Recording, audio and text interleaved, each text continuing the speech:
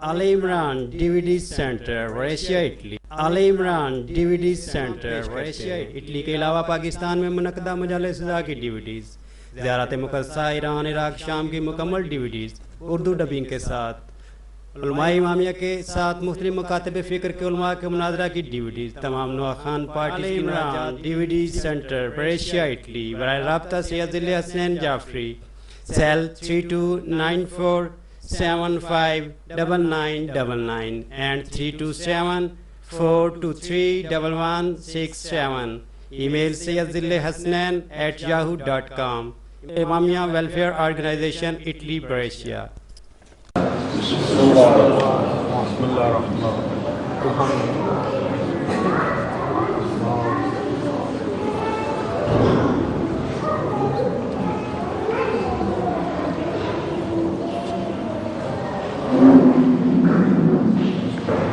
أعوذ بالله السميع العليم من الشيطان اللعين الرجيم.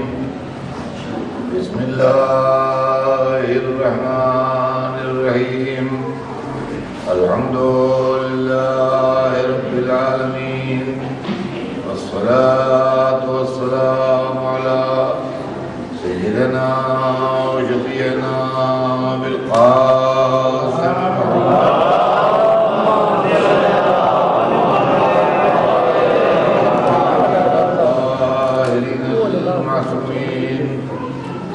والعبد الله إلى أعدائهم أجمعين من يومنا هذا إلى يوم الدين.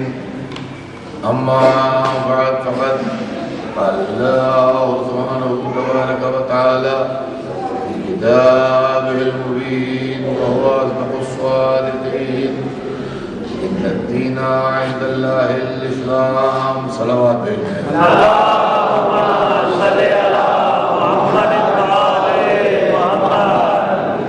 ارشاد اقدس سے جناب رب العزت ہے ماشاءاللہ کہ یقیناً دین اللہ کے نزدیک اسلام ہے. کل میں نے مجلس کارپی میں پڑھی اور اسی آیت کو عنوان کلام بنایا، اور آج کی مجلس کے سلسلے میں بھی کچھ فرمائشیں ہیں، کوشش کروں گا کہ اس کو پورا کروں. بسم اللہ. اور کل میں نے بہت سے حضرات وہاں بھی موجود تھے، یہاں بھی موجود تھے. کل جو بات پڑھی تھی وہ یہ تھی کہ انسانی فطرت یعنی ہیومن نیچر اور اسلام دو الگ الگ چیزیں تھیں. جو اسلام ہے وہی انسان کی فطرت ہے، اور جو فطرت ہے وہی اسلام ہے. اور دلیل یہ دی تھی کہ دونوں کو بنانے والا ایک ہے. جس نے اسلام کو بنایا ہے، اس نے دین کو بنایا ہے، جس نے دین کو بنایا ہے اس نے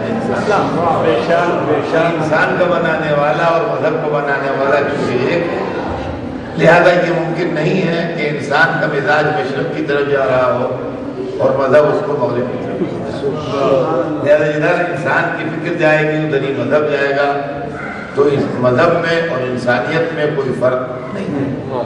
یہ میں نے اس لیے کہا تھا کہ اس وقت آج کی دنیا میں جو اسلام کا انٹرپریشن ہو رہا ہے اور بہت سے لوگوں نے جس طرح کا اسلام پیش کرنا شروع کیا ہے اس سے اسلام بدنام ہو رہا ہے. تو اسلام بدنام ہو رہا ہے دنیا میں مسلمانوں کے غلط انٹرپریشن.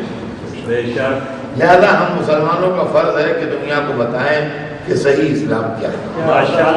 اسلام بادشاہت کا نام نہیں ہے، اسلام ملوکیت و سلطنت کا نام نہیں ہے، اسلام اقتدار و دولت کا نام نہیں ہے، اسلام تاجداری کا نام نہیں ہے، اسلام بندگی کا نام ہے، اسلام ابدیت کا نام ہے، اسلام رسالت کا نام ہے، اسلام امامت کا نام ہے.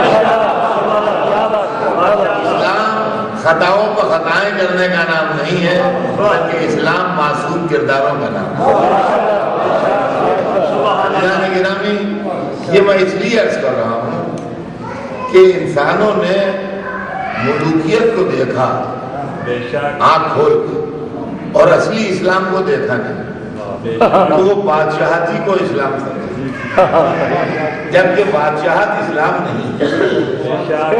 بادشاہت کا مزاج کچھ اور ہے، مذہب کا مزاج کچھ اور ہے۔ یہ میں اس لیے چھوٹی چھوٹی باتیں عرض کر رہا ہوں کہ بچوں کی سمجھ میں بات آ جائے مزاج حکومت کیا ہے اور مزاج مذہب کیا ہے۔ اگر کسی کی سرحدیں محفوظ ہیں، خزانے پر اس کے قفل ہیں، فوج اس کے قابو میں ہے اور اس کے آرڈر کی کمپلائنس ہو رہی ہے، اس کے حکم پورے ہو رہے ہیں، تو وہ بادشاہ ہے۔ سرحدیں محفوظ ہوں، خزانہ قابو میں ہو، فوج کنٹرول میں ہو، جو آرڈر دے وہ پورا ہو، تاریخ اس کو بادشاہ لکھ دے گی۔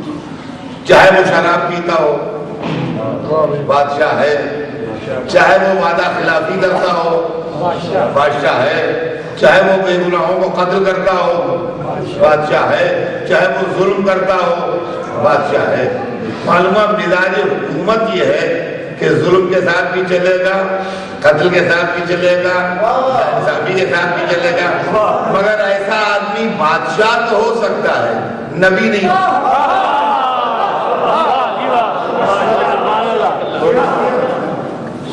اب آئیے دوسری منزل سنیے، مزاج نبوت کیا ہے۔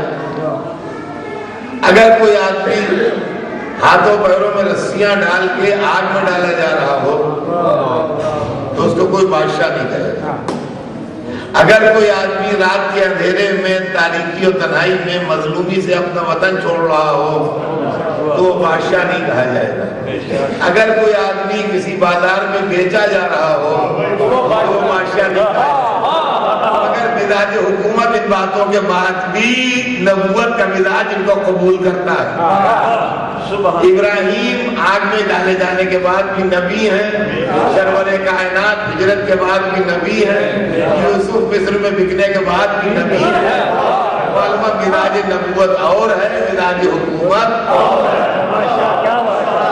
اسلام کی بدنصیبی یہ ہے کہ اسلام نے نبوت کو مسلمانوں نے دیکھا ہی نہیں، بلکہ بادشاہت ہی سامنے آئی اور بادشاہتی کو اسلام سمجھ لیا کہ یہی اسلام ہے اور یہی سب کچھ ہے۔ اور بادشاہت نے جو کچھ ہم کو دیا وہ دیکھنے میں تو اچھا لگا، مگر اس کا نتیجہ آج مسلمان بھگت رہے ہیں۔ رسول کی آنکھ بند ہوئی، اسلام ملوکیت میں تبدیل ہو گیا۔ رسول کی آنکھ بند ہوتے ہی اسلام ملوکیت میں تبدیل ہو گیا، بادشاہت میں تبدیل ہو گیا۔ فوجیں نکلی، ملک فتح ہونے لگے۔ ملک کا مزاج یہ ہے کہ جب ایک حکومت قائم ہوتی ہے تو پھیلتی ہے، ایک حد تک پھیلتی ہے، عروج پا جاتی ہے، کلائمیکس پر پہنچ جاتی ہے، اور اس کے بعد زوال شروع ہوتا ہے۔ ہوتے ہوتے ہوتے ہوتے ہوتے ہوتے ایک دن وہ حکومت ختم ہو جاتی ہے، نئی حکومت آ جاتی ہے اس کے جگہ۔ بڑی مشہور خاندان، سب کانٹیننٹ کا خاندان جہاں کے ہم آپ ہیں، مغل خاندان تھا، جس نے ہندوستان کو بہت دنوں حکومت کی۔ بابر کے متعلق مشہور ہے، 3 دن گھوڑے کی پیٹھ سے نہیں اترا اور تلوار چلاتا رہا، بڑا زبردست شخص تھا۔ اس نے مغل ڈائنسٹی کی بنیاد رکھی ہندوستان میں۔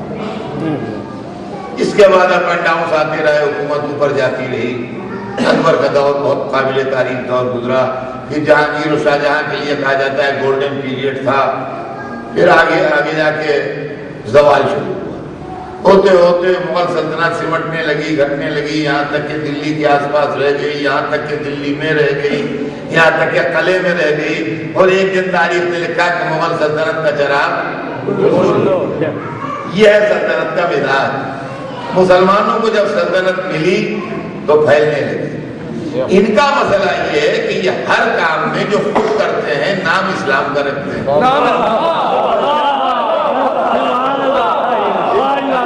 حکومت کا نام یہ اسلام رکھتے ہیں، اپنی لڑائی کا نام یہ جہاد رکھتے ہیں۔ جب حکومت ملتی ہے تو اس کو اسلام کہتے ہیں، جب لڑائی لڑتے ہیں تو اس کو جہاد۔ اصل بدنصیبی یہ ہے، جو آج مصیبت میں آپ گرفتار ہیں اس کا اصلی راز یہ ہے۔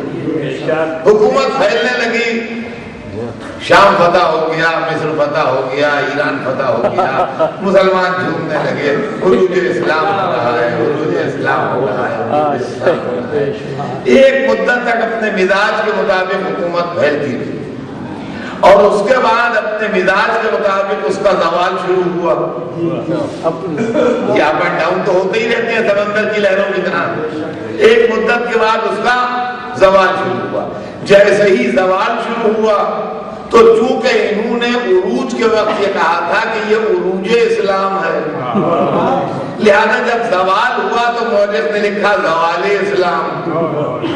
جب لفظ زوال اسلام آیا تو ہمیں برا لگا، اس لیے کہ ہم بھی مسلمان ہیں۔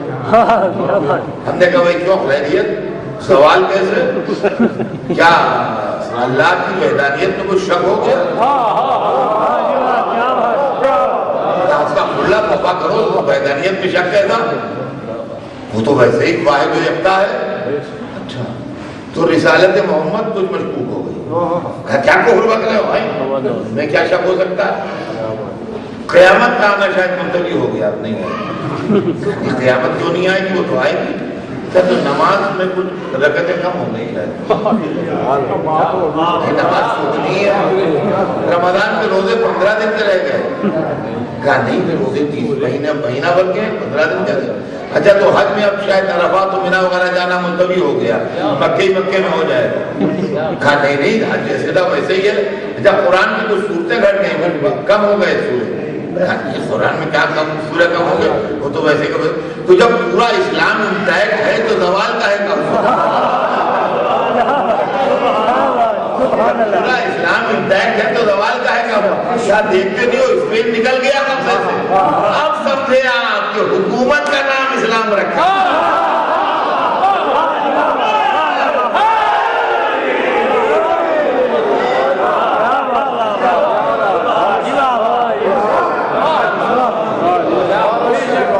حکومت کا نام اسلام، جب حکومت کو زوال ہوا تو اسلام کو زوال۔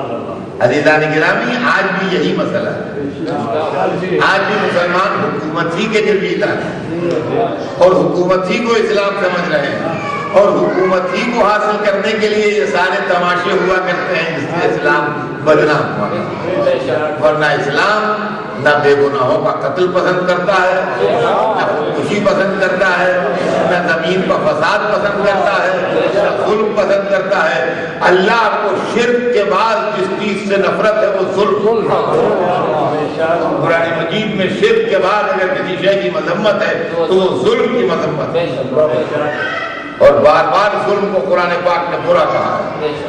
لا ترکنوا الی الذین ظلموا فتمسکہم النار، دیکھو ہلکا سا جھکاؤ بھی تمہارا ادھر نہ ہو جو لوگ ظالم ہیں، ورنہ جہنم تمہیں کھینچ لے۔ قرآن مجید ظلم کو ناپسند کرتا ہے۔ آج دنیا میں مسلمان ظلم کر رہے ہوں مسلمان، قتل کر رہے ہوں مسلمان، خودکشی کر رہے ہوں مسلمان ہیں، بے گناہوں کو قتل کر رہے ہوں مسلمان ہیں۔ انتقام اسلام میں ہے۔ دیکھیے بات جو میں عرض کر رہا ہوں یہ اس لیے پڑھتا ہوں کہ بچے سمجھ لیں، میں بڑوں کے لیے نہیں پڑھتا ہوں تاکہ زمانے کے پروپیگنڈے سے متاثر نہ ہو جائے۔ ریونج ہے اسلام، لیکن جس نے ظلم کیا ہے اس سے بدلہ لیا جائے۔ دیکھیں اسلام جب آیا تو اس نے جو چیزیں بری رائٹس تھی ان کو بدل دیا، جو چیزیں ٹھیک تھیں ان کو رہنے دیا۔ ٹرائبل ریونج اور ہے، اسلامی ریونج اور ہے۔ جو ٹرائبس ہوتے ہیں، قبیلے ہوتے ہیں، ان کا جو انتقام ہے اس کا فلسفہ اور ہے، اور اسلام میں انتقام کا فلسفہ اور ہے۔ ٹرائبل ریونج یہ ہے کہ آپ کے قبیلے نے میرے قبیلے کا ایک آدمی قتل کیا ہے، مجھے آپ کے قبیلے کا ایک آدمی مارا ہے، اس سے باعث نہیں کہ وہ آدمی کتنا اچھا ہے، کتنا نیک ہے، کتنا شریف ہے، کتنا انسانیت دوست ہے، چھوٹے چھوٹے بچے ہیں اس کے، اپنے گھر کا اکیلا کمانے والا ہے، اس سے کوئی بحث نہیں ہوتی۔ چونکہ آپ نے میرے قبیلے کا ایک آدمی مارا ہے، لہذا میں آپ کے قبیلے کا ایک آدمی جو مل جائے گا اسے ماروں۔ یہ ہے ٹرائبل ریونج۔ اسلام ریونج کو بدلا نہیں کرتا، بدلے کو منع نہیں کرتا، مگر کہتا ہے کہ بے گناہ کو نہ مارو۔ ماشاءاللہ، جس نے تمہارے آدمی کو مارا ہے اسی کو مارو۔ سبحان اللہ، کیا بات، جس نے تمہارے آدمی کو مارا ہے اسی کو مارو، غیر کو نہ مارو۔ میں نے آپ کا آدمی قتل کیا، ٹھیک ہے، آپ مجھے قتل کیجئے، صحیح، لیکن میرا بھائی جو ہندوستان میں بیٹھا ہے جس سے کوئی تعلق کسی معاملے کا نہیں ہے، صرف اس لیے کہ وہ میرا بھائی ہے، آپ اسے مار ڈالیے، اسلام اس کو ایکسپٹ نہیں کرتا۔ ماشاءاللہ، اسلام مجرم کو سزا دینے کے فیور میں ہے، بے گناہ پر ظلم کرنے کے فیور میں نہیں۔ آج جو ہو رہا ہے، ماشاءاللہ، جو لوگ کہتے ہیں جن پر ظلم ہوا ہے وہ کیا کریں، تو ظلم آپ کا ہوا ہے، مارے ڈال رہے ہیں آپ دوسرے کو۔ آپ کا آدمی کہیں مارا گیا ہے، آپ آدمی کو مار رہے ہیں کہیں۔ قاتل اسرائیل میں بیٹھے ہیں، آپ مار رہے ہیں پاکستان میں۔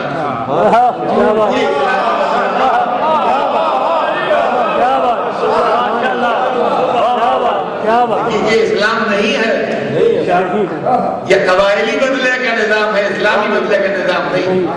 اور عزیزان گرامی، آپ اس چیز کو یوں سمجھ لیجئے کہ قرآن نے بھی یہی کہا ہے اور مفسر قرآن نے بھی یہی کہا۔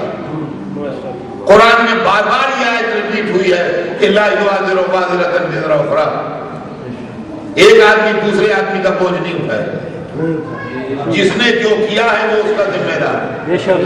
آپ نے جو کیا ہے اس کے آپ ذمہ دار ہیں، مجھ سے کوئی تعلق نہیں، میں نے جو کیا ہے اس کا میں ذمہ دار ہوں، آپ سے تعلق۔ یہ تو قرآن کہتا ہے۔ اب آئیے قرآن جن سے سمجھنا ہے وہ کیا کہتے ہیں، اٹھائیے نہج البلاغہ۔ جب مولا علی کے سر پر ضربت لگی اور آپ نے وصیتیں فرمائیں، 19ویں رمضان اور 30ویں رمضان کے درمیانی وقفے میں یہ ارشاد ہے حضرت، ایک وصیت تو امام حسن کے نام ہے، وہ الگ ہے، ایک وصیت اپنے دادا کی اولاد کے نام ہے۔ آج آپ دنیا کو حقیقی اسلام سنائیے، مگر حقیقی اسلام بادشاہوں کے ذریعے نہیں معلوم ہوگا، اہل بیت کے ذریعے ملے گا۔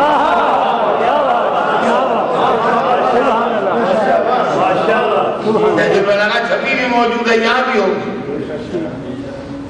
نہج البلاغہ کے آخر میں وصیتیں ہیں۔ آپ نے اپنے دادا کی اولاد کو وصیت کی۔ آپ کو حضرت علی کے دادا کا نام معلوم ہے نا، جناب عبد المطلب۔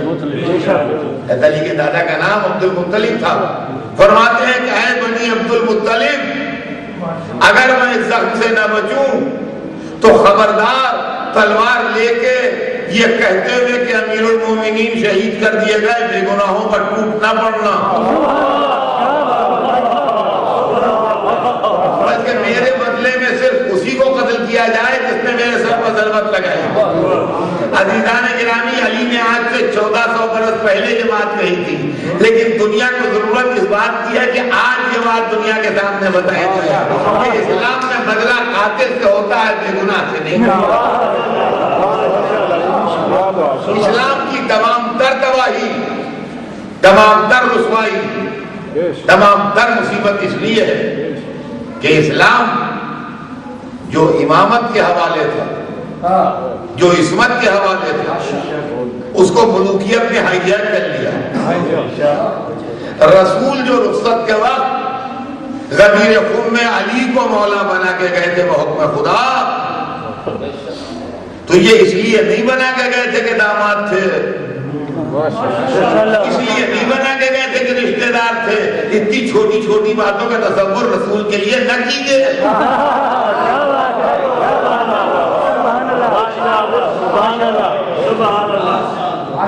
اللہ کے حکم سے بنایا تھا، تو کیوں بنایا تھا؟ قیادت اسلامی دی تھی علی کو۔ علی 3 حرفوں کے مجموعے کا نام نہیں ہے۔ علی یعنی علم، علی یعنی عصمت، علی یعنی شجاعت۔ تو وہ مذہب اور وہ قوم جس کی قیادت علم کے ہاتھ میں ہوتی، عصمت کے ہاتھ میں ہوتی، شجاعت کے ہاتھ میں ہوتی، تو کہا جاتا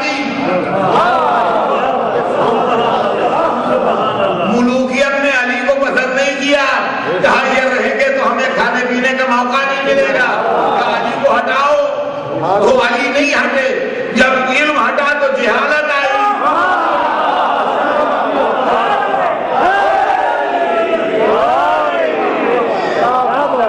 جب عصمت ہٹی تو خطا آئی، جب ہمت ہٹی تو بزدلی آئی، تو 1400 برس سے جہل، خطا، بزدلی جس کی قیادت کر رہی ہو، آپ مسلمان اس حال میں نہ ہوں گے تو کس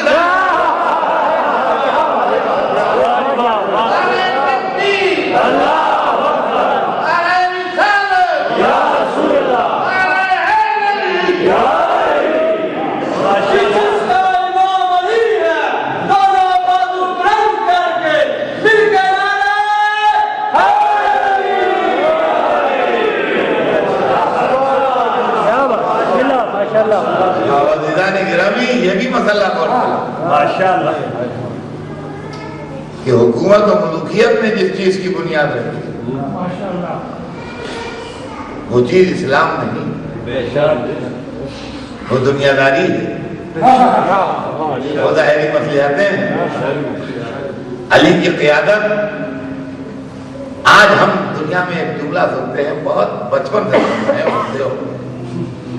جب سے ہم نے ہوش سنبھالا جب سے سنتے ہیں، اور اب سمجھیے زندگی کی آخری منزلوں میں آ گیا وہ جملہ نہ مل رہا، ہمیشہ یہی سنا، مسلمان اس سازش کا شکار ہو گئے، مسلمان امریکی سازش کا شکار، مسلمان برطانوی سازش کا شکار ہو گئے، مسلمان صہیونی سازش کا شکار ہو گئے۔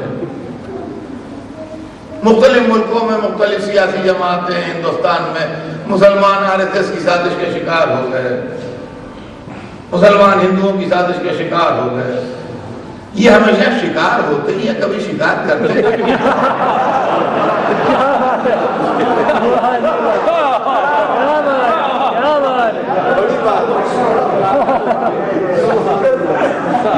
اتنی عمر آئی ہماری، ہم کہتے ہیں بچپن سے جب سے ہوش سنبھالا تب سے سمجھنے کے قابل، اس وقت سے یہ عمر آ گئی،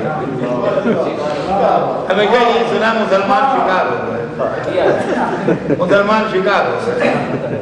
دیکھیے ایک دفعہ تو کسی کے ساتھ بھی دھوکہ ہو سکتا ہے، ماشاءاللہ، میں ہر چیز مذہب میں نے زندگی سمجھا، کتاب سے نہیں سمجھا، ماشاءاللہ، ایک دفعہ کسی کے ساتھ بھی دھوکہ ہو سکتا ہے۔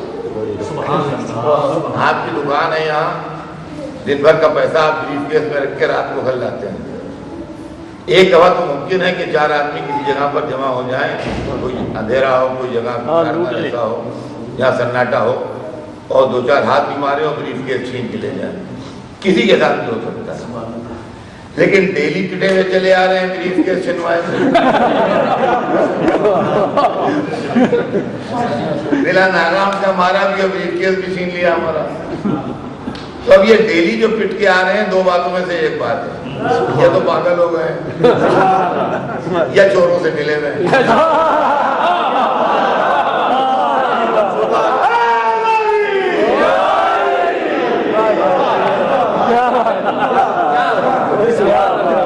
ایک دفعہ تو کوئی بھی کسی کی سازش کا شکار ہو جائے، بات سمجھ میں آتی ہے کہ انسان ہے، کھا گیا دھوکہ ہو کیا کسی طرح۔ لیکن یہ کہ ہم 50-60 برس سے سن رہے ہیں کہ مسلمان شکار ہو گئے، مسلمان شکار ہو گئے، مسلمان شکار ہو گئے، یہ کیا بات ہے؟ ہماری تو سمجھ میں نہیں آتا۔ اچھا بھی ہم نے شکاریوں سے پوچھا کہ بھئی شکار کیسے ہوتا ہے؟ تو شکاریوں نے بتایا کہ جنگل میں 2 طرح کے جانور ہوتے ہیں، ایک وہ جو شکار ہوتے ہیں اور ایک وہ جو شکار کرتے ہیں۔ شیر ہمیشہ شکار کرتا ہے اور ہرن ہمیشہ شکار ہوتا ہے۔ 1000 سال کی نہیں، 5000 10,000 سال کی تاریخ آپ اٹھا کے دیکھ لیجیے، ہمیشہ یہی ملے گا کہ شیر نے شکار کر لیا ہرن کو۔ کبھی یہ نہ ملے گا ایک دفعہ بھی 10,000 برس کی تاریخ میں کہ 2 ہرن چلے جا رہے تھے، ادھر سے ایک شیر ببر نکلا، بھائی جناب دونوں ہرنوں نے مل کے اس کو شکار کیا اور آدھا بانٹ کے لیے چلے گئے۔ 10,000 برس کی تاریخ میں ایک واقعہ ایسا نہیں ملے گا کہ 2 ہرنوں نے مل کے ایک شیر کو شکار کر لیا ہو اور کاٹ کے آدھا بانٹ کے لے گئے ہوں۔ تو معلومات کہ دنیا کے جنگل میں دو طرح کے جانور ہیں، ایک شکار کرنے والے، ایک شکار ہونے والے۔ تو عالمی جنگل میں مسلمان وہ جانور کیوں بن گیا جو شکار ہوتا ہے؟ تو بھائی اگر مجھ سے پوچھے تو میں ٹھہرا مولوی ٹائپ اپنے مطلب کی بات کہوں گا کہ شیر خدا کا دامن چھوڑنے کی پھٹکار ہے جو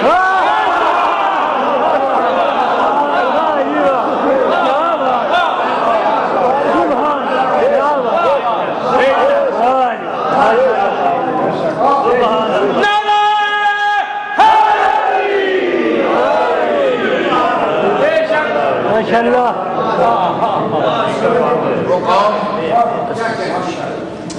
کائنات کی قیادت کرنے آئی تھی، بر محمد والے محمد بلند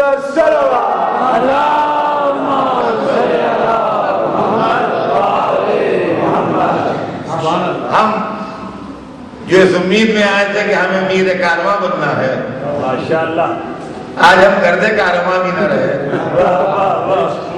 کبھی سوچیے اس کے اندر راز ہے، اس کے اندر مسئلے حل ہے۔ در حقیقت اسلام کی قیادت بدل گئی، اور چونکہ اسلام ملوکیت میں تبدیل ہو گیا دین سے، نتیجہ یہ ہوا کہ پوری آئیڈیالوجی بدلی، پوری فکر بدلی، پورے نظریات بدلے، پورے عقیدے بدلے، اور مسلمان دو طرح کے ہو گئے، اس لیے کہ اسلام دو طرح کے ہیں۔ کل میں نے اشارہ دیا تھا اس کا آپ کے بیان میں، اور آج پھر اس کی تھوڑی سی وضاحت کر دوں کہ مسلمان اس لیے دو طرح کے ہیں کہ اسلام دو طرح کے ہیں۔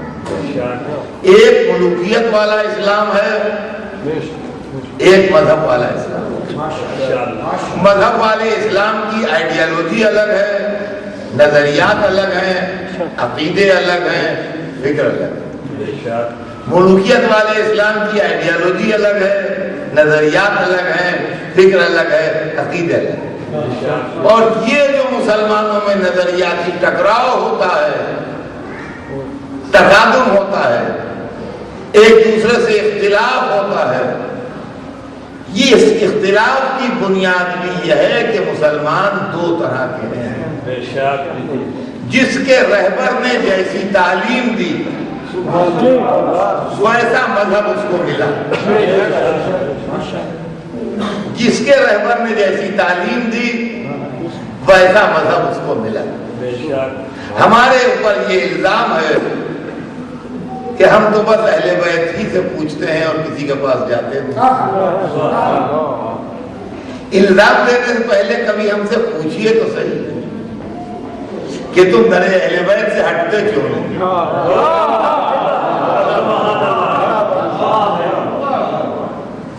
میں آپ کو ایک چھوٹی سی مثال دے دوں، جواب مل جائے گا کہ ہم در اہل بیت سے ہٹتے کیوں نہیں۔ یہ کہ ہم نے جو اسلام لیا ہے وہ اہل بیت والا اسلام، بادشاہوں والا اسلام نہیں لیا، ہم نے اہل بیت والا اسلام لیا۔ اب بادشاہت والا اسلام بار بار ہم سے پوچھتا ہے کہ ان کے علاوہ تمہیں اور کوئی نہیں دکھائی دیتا، ان کے علاوہ تمہیں اور کوئی نہیں ملتا، ان کے علاوہ کوئی نہیں ہے جس سے تم پوچھو۔ نہیں کیوں نہیں، اور بھی لوگ ہیں مگر ہم انہیں سے پوچھتے ہیں۔ اب آپ یہ پوچھئے کیوں، تو اس کی وجہ بالکل روزمرہ کی مثال ہے، بچوں کی سمجھ میں آ جائے۔ ہمارے گھر کے قریب ایک سپر مارکیٹ ہے اور ہم وہاں سے جا کے ہر سودا لیتے ہیں، جو بھی ضرورت کا سامان ہوتا ہے اسے سپر مارکیٹ سے لے آتے ہیں۔ یہاں چھوٹی چھوٹی 10-12 دکانیں اور بھی ہیں، محلے والے ہم سے پوچھتے ہیں تم ہمیشہ وہیں جاتے ہو، یہاں سے نہیں لیتے ہو؟ وہاں سے ہمیں اچھا ملتا ہے، سستا ملتا ہے، اصلی ملتا ہے۔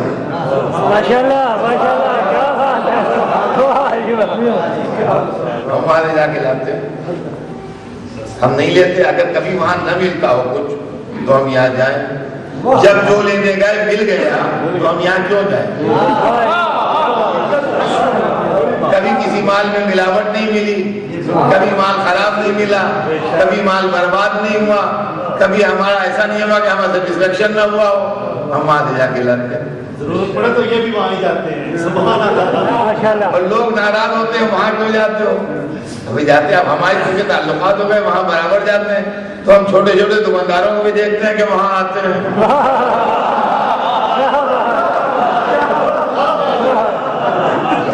یہاں کہا جاتا ہے اور مال نہیں ہوتا تو یہیں سے آگے لے جاتے ہیں.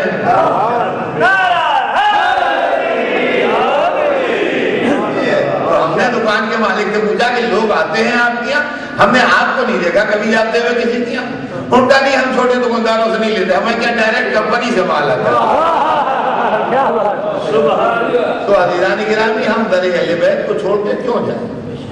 اور دوسری بات یہ بھی سن لیجیے، دوسری بات یہ ہے کہ ہمارا جو ڈاؤٹ ہے، دیکھیے یعنی انچھر بازی، ڈانٹنگ، یہ غلط ہے، لیکن جو بات کلیئر ہو، صاف صاف کہہ دینے میں میرے خیال میں کسی کو بگڑنے کا حق نہیں. ماشاءاللہ. اگر میں آپ سے مجھے آپ سے شکایت ہے، کل میں نے آپ کو سلام کیا، آپ نے جواب نہیں دیا، اس میں آپ کو بگڑنا نہیں چاہیے. اگر میں آپ پر ڈانٹنگ کروں تو بے شک آپ کو حق ہے کہ آپ مجھ سے بگڑیں، لیکن سیدھی بات اگر میں 2 4 کی طرح کہوں تو ہم نے اہل بیت کے در سے اسلام لیا. یہ میں اپنے بچوں کے اطمینان کے لیے کہہ رہا ہوں کہ کیوں لیا. ہم نے اہل بیت کے در سے اسلام لیا اور بادشاہوں کے در سے نہیں.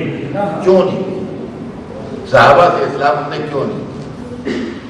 اب ابا اسلام ہے کہ ہم صحابہ کی عزت نہیں کرتے، یہ غلط بات ہے، عزت کرتے ہیں. آپ نے کہا کہ سب صحابہ مجتہد ہیں، ہم صحابہ کے مجتہد ہونے کے قائل نہیں ہیں.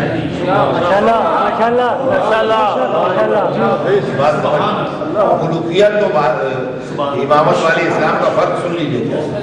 ہم صحابہ کی عزت والی بات نہیں ہے، ہم صحابہ کے مجتہد ہونے کے قائل کیوں نہیں ہے؟ اس کی وجہ سے صحابی کی ڈیفینیشن یہ ہے کہ جس نے زندگی میں ایک مرتبہ رسول اللہ کی زیارت کی ہو حالت اسلام میں، اور بعض کہتے ہیں کہ ایک نماز بھی حضور کے پیچھے پڑھی، وہ صحابی. ہمیں اس کی عزت کی جائے، اس میں کوئی بخدا اعتراض نہیں، ضرور عزت کی جائے، لیکن ہمیں اس سے اسلام لینے میں اعتراض ہے. اس لیے کہ ایک صاحب مسلمان تھے، دور رہتے تھے کہیں، مدینے حاضر ہوئے، دن میں 12:30 بجے پہنچے، رسول اللہ کی زیارت کی، ہاتھ چومے، بیٹھ گئے. 1 بجے مسجد میں اذان ہوئی، ان نے نماز ظہر پڑھی رسول اللہ کے پیچھے،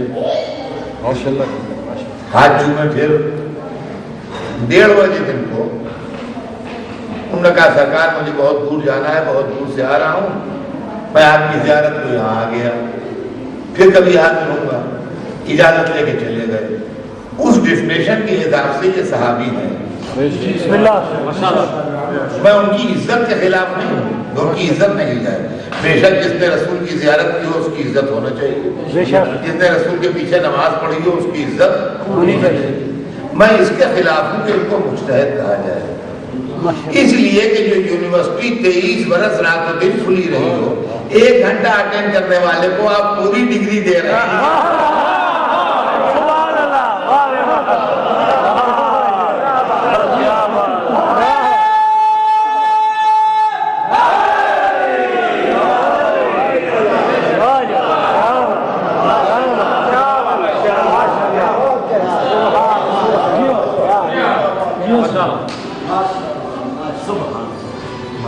ایک فیملی میگریٹ کر کے آ گئی یہاں اٹلی میں پاکستان سے، تو لڑکا بھی آیا اور والد بھی آئے. وہ بزرگ جو پاکستان سے آئے، والد اس لڑکے کے وہ پرانے زمانے کے تھے، اردو پڑھے ہوئے تھے تھوڑی سی، وہ تو اردو اتنی پڑھے ہوئے تھے کہ اخبار پڑھ لیتے تھے یا خط لکھ لیتے تھے، یا اردو ان کو خط آئے تو پڑھ لیتے تھے. اس کے آگے ان کی کوئی تعلیم نہیں تھی. وہ آ گئے، لڑکا بھی آیا، لڑکا یہاں یونیورسٹی میں پڑھ رہا ہے. تو میں یہ نہیں کہتا کہ لڑکا باپ کی عزت نہ کرے، ہر لڑکے کو واجب ہے باپ کی عزت کرے، اور جو باپ کی عزت نہ کرے اس کی بخشش نہیں. لیکن لڑکا جو ہے وہ ٹیوشن پڑھنے کے لیے جاتا ہے، ایم ایس کر رہا ہے وہ بیالوجی میں، ماسٹر آف سائنس، وہ جا رہا ہے پڑھنے کسی استاد سے. ہم نے کہا بڑا نالائق لڑکا، گھر میں باپ بیٹھے ہیں، وہاں جا رہا ہے.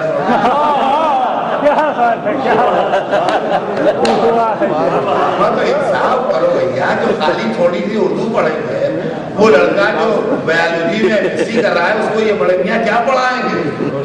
جہاں تک عزت کا سوال ہے عزت ضرور کرے باپ کی، لیکن باپ کو جب آتا ہی نہیں تو پڑھائیں گے کیا؟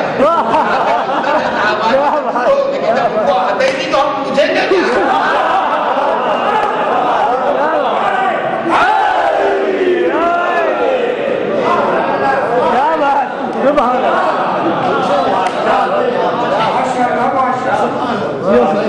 اور دوسری بات جو ہے بھائی، ایک بات آپ سے بالکل صاف صاف ہے، اس میں کوئی بات نہیں، میں کسی کے سامنے بھی یہ بات کہتا ہوں کہ ہمیں جیسے ہمارا اعتبار ختم ہو گیا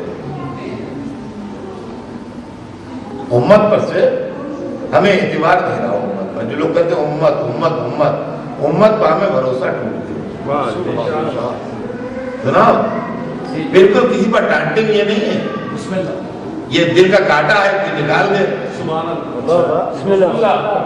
جو لفظ ہے امت کو نہیں مانتا، امت پر ہمیں بھروسہ نہیں رہا، اب میں یار کیوں؟ ارے امت پر نہیں بھروسہ رہا، تب نہیں رہا، اس کی وجہ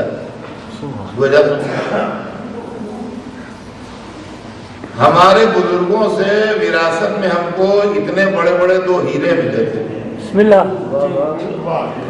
جو ہمارے بزرگوں کے وقت سے ہمارے پاس چلے آ رہے ہیں، باپ دادا پردادا کے زمانے سے، اور دنیا بھر کے جویلر آتے تھے، دنیا بھر کے ہیروں کے ماہرین آتے تھے، دنیا بھر کے ہوشیار لوگ آتے تھے، جو ڈائمنڈ کے ایکسپرٹ ہیں یا پریشس اسٹون جو ہوتے ہیں اس کے جو ایکسپرٹ ہوتے ہیں وہ سب آتے تھے، دیکھتے تھے اور کہتے تھے ایسے دنیا میں کہیں نہیں، برطانیہ کے شاہی خزانے میں نہیں ہے، بیلجیم میں نہیں ہے، امریکہ کے کسی جویلر کے پاس نہیں ہے، ہندوستان میں جو راجہ مہاراجہ تھے ان کیا نہیں ہے، ایسے دنیا میں کہیں ہے نہیں، کوہ نور بھی اس کے جواب میں کوئی چیز نہیں ہے، تو بے مثال ہے، اس کی کیا قیمت بتائیں ہم، کئی ٹریلین ڈالر ہیں، کتنے ہیں کتنے ہیں، ایسے کہیں ہوں تو بتائیں، تو ہے نہیں، تو دنیا میں ایک ہی بس یہ 2 ہے بس، اس کے یہ تو ہمارے باپ دادا سے ہمیں وراثت ملے تھی۔ ایک دن لوگوں نے سویرے جو ہمارے پاس آئے تو دیکھا کہ ہمارے میز کے بعد 2 پتھر رکھے ہوئے ہیں، صحیح سڑک بنانے والے 2 پتھر رکھے ہیں، تو بے تکی لگ رہے تھے، تو لوگوں نے پوچھا کیا رکھے ہیں؟ میں نے کہا آپ نے سنا ہوگا کہ ہمارے پاس 2 ہیرے تھے، ان کا تھے کیا مطلب اب نہیں ہے؟ میں نے کہا سنیے صحیح، رات کو ہمارے پاس 2 آدمی آئے تو کہنے لگے کہ یہ پتھر لائے، تو کہنے لگے پتھر وہ بھی ہیں پتھر یہ بھی ہیں، پتھر وہ بھی ہیں پتھر یہ بھی ہیں، تو ایسا کیجئے کہ وہ پتھر ہمیں دے دیجیے، پتھر آپ رکھ لیجیے، تو بات ہماری سمجھ میں آ گئی کہ بات ٹھیک ہے، پتھر وہ بھی پتھر یہ بھی، تو ہم نے وہ پتھر ان کو دے دیے، یہ پتھر ہم نے رکھ لیے اور دے دیے ان کو، نام کیسے تھے، کون تھے، نام پوچھا تھا؟ نام نہیں پوچھا، کیا شکل تھی، رات کو اندھیرا تھا، پہچان نہیں، لے گئے وہ کہاں لے گئے؟ اگر میں سچ بول رہا ہوں تو بھی ڈاکٹر کے پاس نہ جائیے، یقین کر لیجئے کہ پاگل ہو گئے، اب کسی میڈیکل سرٹیفکیٹ کی ضرورت نہیں ہے، یقین مانیے کہ میرا دماغ خراب ہو گیا دولت کے تصور میں کہ جو میرے پاس ہے دنیا میں کسی کے پاس نہیں ہے، ان خیالات نے مجھے دیوانہ کر دیا، پاگل کر دیا، پاگل ہو گیا، تو اگر سچ بول رہا ہوں تو پاگل، اور اگر جھوٹ بول رہا ہوں، میں نے ہیرے کہیں چھپا دیے ہیں اور یہ بات میں نے مشہور کر دی ہے، تو اس کا مطلب یہ ہے کہ وہ چونکہ خاندانی تھے لہذا میرے بھائیوں کا، بہنوں کا، اوروں کا بھی شیئر تھا اس میں، اب میرے دل میں کھوٹ آ گئی کہ میں کسی کو کچھ نہ دوں، سب لے لوں، لہذا میں نے پاگل بن کا ڈھونگ نچا کے پتھر غائب کر دیے، تو اس کا مطلب میں چور ہوں، اس کا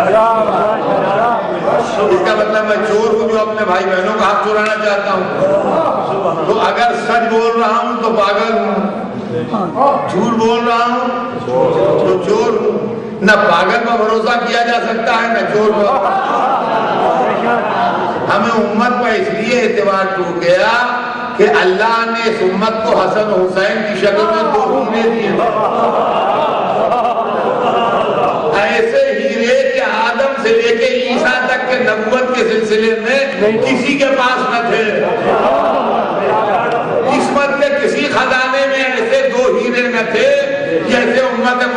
کو حسن و حسین کی شکل میں ملے تھے، اس امت نے حسن و حسین کو معاویہ و یزید سے بدل لیا۔ تو اب یہ امت کیا پاگل ہے یا چور ہے؟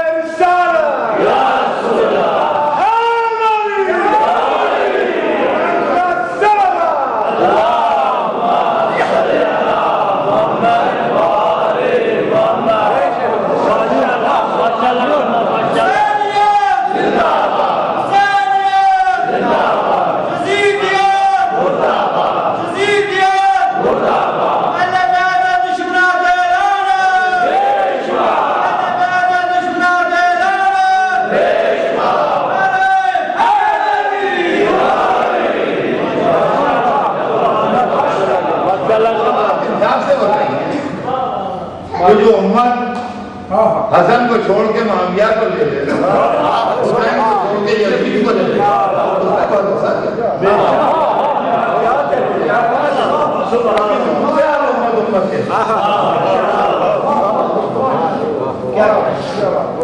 عزیزان گرامی، ملوکیت والے اسلام نے ہر مسئلے میں، چاہے وہ قرآن ہو، چاہے وہ حدیث ہو، چاہے وہ اللہ ہو، چاہے وہ رسول، ملوکیت والے اسلام کا اللہ الگ ہے، امامت والے اسلام کا اللہ الگ ہے، ملوکیت والے اسلام کا رسول الگ ہے، امامت والے اسلام کا رسول الگ ہے۔ ملوکیت والے اسلام کا اللہ وہ ہے جو عرش پر بیٹھتا ہے، سولے رنگ کا ہے، آنکھوں میں سرما لگاتا ہے، اور اس کے پنڈلی پر نمرود کے پھینکے ہوئے تیر کا زخم ہے جو ابھی تک بھرا نہیں، موٹا سا ہے،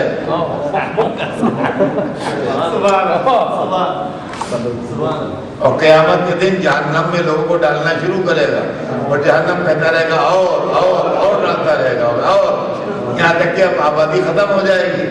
جہنم کہے گا میرا پیٹ تو بھرا نہیں، تو اپنا وہی پیر جس میں زخم ہے جہنم میں رکھ دے، جہنم کہے گا ہاں معبود اب سے ہو گیا۔ میں کہوں گا سبحان اللہ، خدا سمجھے جھوٹی حدیثیں کرنے والے ملاؤں سے، جن نے جہنم کو بھی اپنا پیٹ سمجھا کہ جب تک مال خدا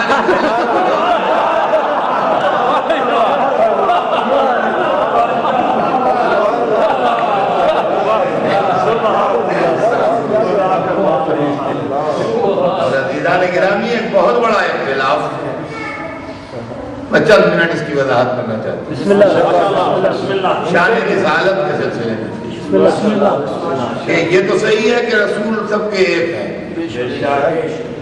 مگر ماننے میں ان کی شخصیت اور ان کی ذات گرامی میں فرق ہے۔ ملوکیت والا اسلام رسول کو مادی سمجھتا ہے، امامت والا اسلام رسول کو نورانی سمجھتا ہے۔ یہ مسئلہ بھی ہمارے نوجوانوں کے دماغ میں کلیئر ہو جانا چاہیے اور واضح ہو جانا چاہیے، اس لیے کہ عالم اسلام میں دو نظریے ہیں، اور ان دو نظریوں میں بڑی شدت سے اختلاف ہے۔ ایک گروہ وہ ہے جو کہتا ہے یا علی، یا حسین، یا محمد، دوسرا کہتا ہے یہ مشرک، یہ یا کہہ کے پکارتے ہیں مرے ہوئے لوگوں کو، یہ جائز نہیں ہے، یہ کافر ہے۔ ایک گروہ جاتا ہے زیارتوں کے لیے، دوسرا گروہ کہتا ہے یہ بے دینی کے اڈے ہیں جہاں جاتے ہیں، ان کو گرا دو، ان کو مسمار کر دو، ان کو نہ رہنے دو۔ ایک گروہ اداداری کرتا ہے، ماتم مجلس کرتا ہے، دوسرا گروہ کہتا ہے نہیں یہ بالکل جائز نہیں ہے، بالکل صحیح نہیں ہے، ایک دم حرام ہے۔ تو سوال یہ چکر ہے، یہ کیا چکر ہے؟ اچھا جہاں تک باتیں ہیں، آپ ان کے مولاناؤں سے ملیے تو وہ بھی قرآن کی آیتیں سناتے ہیں، ان کے مولاناؤں سے ملیے تو وہ بھی قرآن کی آیتیں سناتے ہیں، ماشاءاللہ، دلیلیں ان کے پاس بھی ہیں، دلیلیں ان کے پاس بھی ہیں۔ کیا بات ہے، ماشاءاللہ۔ تو ہمیں ڈر یہ لگتا ہے کہ ہمارے نوجوان اگر ایسے کسی کے پھنس گئے کسی کے چکر میں تو کنفیوز ہو جائیں گے، بہک جائیں گے۔ لہٰذا یہ چیزیں جو ہیں یہی مجلسوں میں کلیئر ہوتی جاتی ہیں، تو یہ ہمارا ڈیفینس ہے، ماشاءاللہ، ہمارے بچے اس سے واقف ہوتے ہیں کہ یہ کیا چاہتے ہیں۔ مسئلہ یہ ہے کہ رسول کو جس اینگل سے جس نے دیکھا ویسا اسلام اس کو ملا۔ ایک گروہ وہ ہے جو کہتا ہے محمد ہماری طرح ہے، ایک گروہ وہ ہے جو کہتا ہے نورانی ہے۔ ملوکیت والا اسلام جو ہے وہ محمد کو اپنی طرح بتاتا ہے، امامت والا اسلام جو ہے وہ محمد کو نورانی بتاتا ہے۔ جو اپنی طرح کہتے ہیں وہ قرآن کی آیت دلیل میں لاتے ہیں کہ صاحب دیکھیے قرآن میں لکھا ہے کہ قل انما انا بشر مثلکم، کہہ دیجئے کہ میں تمہاری طرح انسان ہوں، کہہ دیجئے کہ میں تمہاری طرح انسان ہوں، یا قرآن میں لکھا ہے، دیکھیے پڑھ لیجئے قرآن کہ قل انما انا بشر مثلکم، میں تمہاری طرح انسان ہوں۔ اور جناب یہ لوگ نہ جانے کیا کیا کیا کیا کہنے لگتے ہیں، کفر بکنے لگتے ہیں۔ قرآن میں تو لکھا ہے کہ تمہاری طرح انسان ہوں، یہ دلیل دیتے ہیں بچوں کو کنفیوز کرنے کا۔ بے شک قرآن میں لکھا ہے، مگر ایک میں آپ سے سوال کرتا ہوں، آپ بتائیے، آپ جتنے بیٹھے ہیں یہاں اپنی زندگی میں آپ نے لاکھوں انسانوں کو دیکھا ہوگا، اجتماع میں، جلسوں میں، جلوسوں میں، راستہ چلتے میں، شہروں میں، لاکھوں انسانوں کو آپ نے دیکھا ہوگا، اور لاکھوں انسانوں نے آپ کو دیکھا ہوگا۔ آپ نے اپنی زندگی میں کبھی سنا یہ کہ کوئی انسان مجمع عام میں کھڑا کہہ رہا ہوں بھائیوں میں تمہاری طرح انسان ہوں؟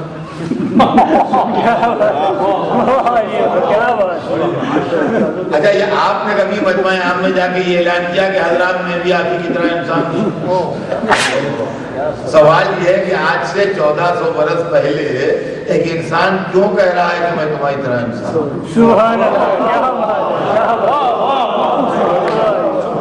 کبھی اس نقطے پر آپ نے غور کیا؟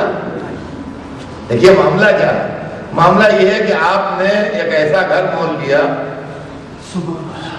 کہ جہاں ایک طرف شراب خانہ تھا، ایک طرف جوا خانہ تھا، اتفاق سے گھر نہیں تھا، وہی نہیں گھر ملا، جو پڑوس میں ادھر شراب خانہ چل رہا ہے ادھر جوا خانہ چل رہا ہے، وہ چھوٹے چھوٹے بچے تھے آپ، تو بحیثیت باپ کے کہ آپ کا فرض نہیں ہے کہ آپ بچوں کو آگاہی دیتے رہیں کہ دیکھو شراب بہت بری عادت ہے، کبھی اس کی طرف کرنا، دیکھو جوا بہت بری عادت ہے، برباد کر دیتا ہے آدمی کو، کبھی جوئے کی طرف نہ جانا، تاکہ ماحول سے بچے خراب نہ ہوں۔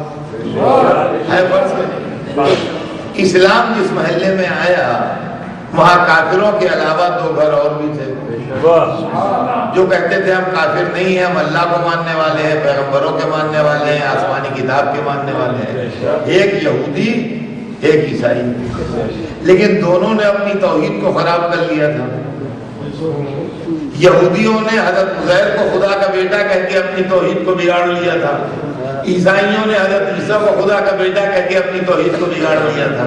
تو کیا اسلام کا یہ فرض نہیں تھا کہ اپنے مسلمانوں کو اس بات کی آگاہی دیتا رہے کہ وہ بھی پڑوسیوں سے متاثر ہو؟ کیا ایسا نہ ہو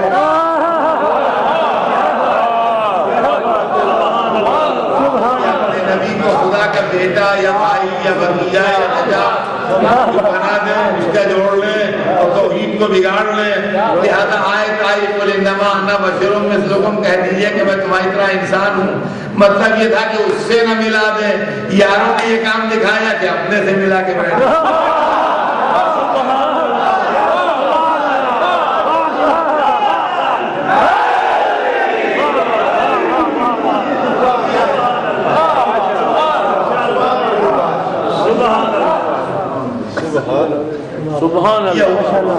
حالانکہ وہی آئے اگر ذرا سی آگے بھی پڑھ لیتے تو جواب مل جاتا۔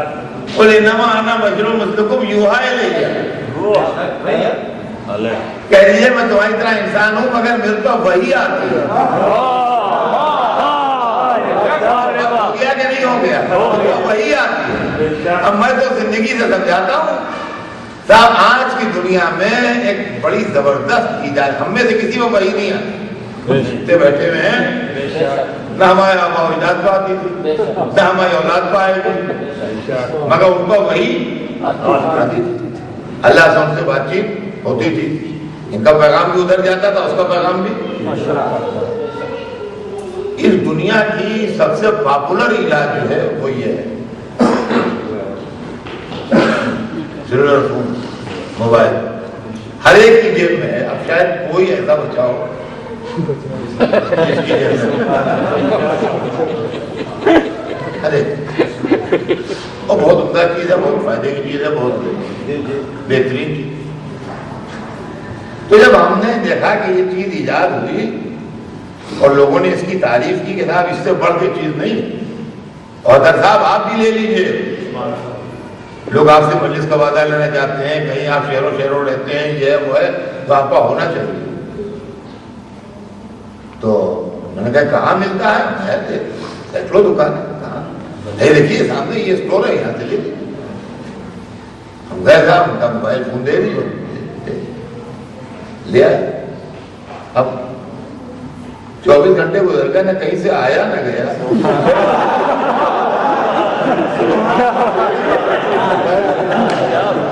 نمبر ملا رہے ہیں دوستوں کے، کوئی ملتا ہی نہیں، اور دوستوں سے ہم نے کہا بھی تھا کہ ہم نے فون لے لیا، مگر کسی کا آیا بھی نہیں۔ تو اب وہ جو اصرار کر رہے تھے کہ اگر صاحب لے لیجیے، ہم نے کہا یار کیا تم نے پھنسوا دیا، 24 گھنٹے ہو گئے، اتنے پیسے بھی گئے اور نہ آیا نہ گیا۔ پہلے کون سا سم کارڈ ڈلوایا؟ ان کا سم کارڈ کیا ہے؟ مشین تو ہے، ارے یہ تھوڑی ہے تو مشین ہے۔ جب تک اس میں سم کارڈ نہیں ڈلے گا، جب تک ٹیلی فون آئے گا تب جائے گا، کوئی نمبر ملے گا آپ کو، سب ہوگا، اس کے بعد جائے گا بھی، آئے گا بھی۔ تو معلوم ہے کہ خالی مشین کافی نہیں ہے، رابطہ بھی ہو۔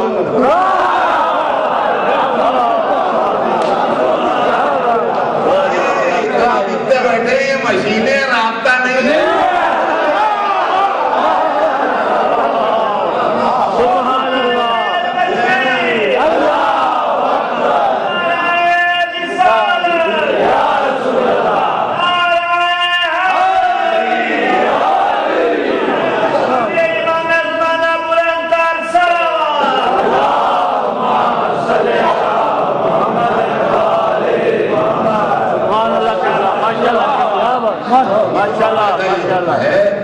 مثالوں سے کہ ایک تو بچے بور نہیں ہوتے،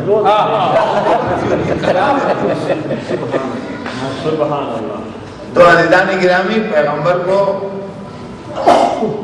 مادی سمجھتے ہیں کہ ہمارے جیسے، ہم کو اہل بیت نے بتایا پیغمبر، انہوں نے کیا بتایا؟ انہوں نے کہا کہ وجود سرکار نورانی ہے، حضور نورانی ہے، تو ہم نے نورانی مانا۔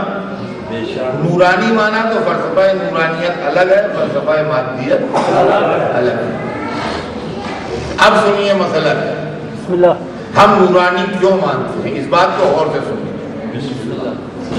دیکھیے دین کا ایک اصول ہے اور ایک پالیسی ہے، اور پالیسی یہ ہے کہ لا اکراہ فی الدین، دین میں کوئی جبر نہیں ہے۔ لہذا جب دین کی پالیسی یہ ہے کہ دین میں کوئی جبر نہیں ہے، تو نہ زبردستی کوئی جنت میں بھیجا جائے گا، نہ زبردستی کوئی جہنم میں بھیجا جائے گا۔ لا اکراہ فی الدین قد تبین الرشد من الغی، دین میں کوئی جبر نہیں ہے، رشد یعنی ہدایت کو غی یعنی ضلالت سے الگ کر کے واضح کر کے بتا دیں۔ مذہب کا کام اتنا ہے کہ وہ آپ کو یہ بتا دے کہ یہ ہدایت کا راستہ ہے، یہ گمراہی کا راستہ ہے، پھر آپ کا کوئی زبردستی نہیں ہے، آپ کا دل چاہے آپ ہدایت کے راستے پر چلے جائیے، آپ کا دل چاہے آپ کی اپنی۔ تو مذہب کی پالیسی یہ ہے کہ جبر نہ ہو۔ ایک پوائنٹ ہے، مذہب کی ضرورت یہ ہے کہ رہبر میں اتنا علم ہو کہ وہ قرآن پڑھا سکے۔ دیکھیے ہمارے حضور جو آئے تھے تو جو کتاب لے کے آئے جس کا نام قرآن ہے، بانٹنے لائے تھے کہ پڑھانے لائے تھے؟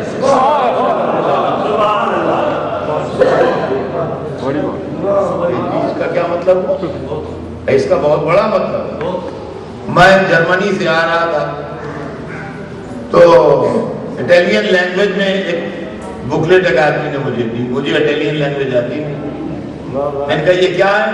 کل کے واقعہ کربلا کا ایک مضمون ہے، وہاں آپ جا رہے ہیں، وہاں لوگوں کو زبان آتی ہے، وہاں بانٹ دیجیے، اس سے کوئی مطلب نہیں اس میں لکھا کیا ہے۔ میں نے یہاں آ کے سجاد شاہ صاحب کے حوالے کر دیا کہ بھائی آپ اس کو جو معتبر مومنین پڑھ، ہم نے بٹوا دیا، میرا کام پورا ہو گیا، میرا کام پورا ہو گیا۔ اس سے بحث نہیں کہ اس میں کیا لکھا ہے، مجھے وہ زبان ہی نہیں آتی۔ یہ تو ہے بانٹنے والی بات۔ اور اگر میں نے کوئی کتاب پڑھانے کی نوکری کی ہے یہاں، تو پھر اس کتاب کا پورا عبور ہونا چاہیے مجھے۔ تو اللہ کا حبیب قرآن بانٹنے لایا تھا کہ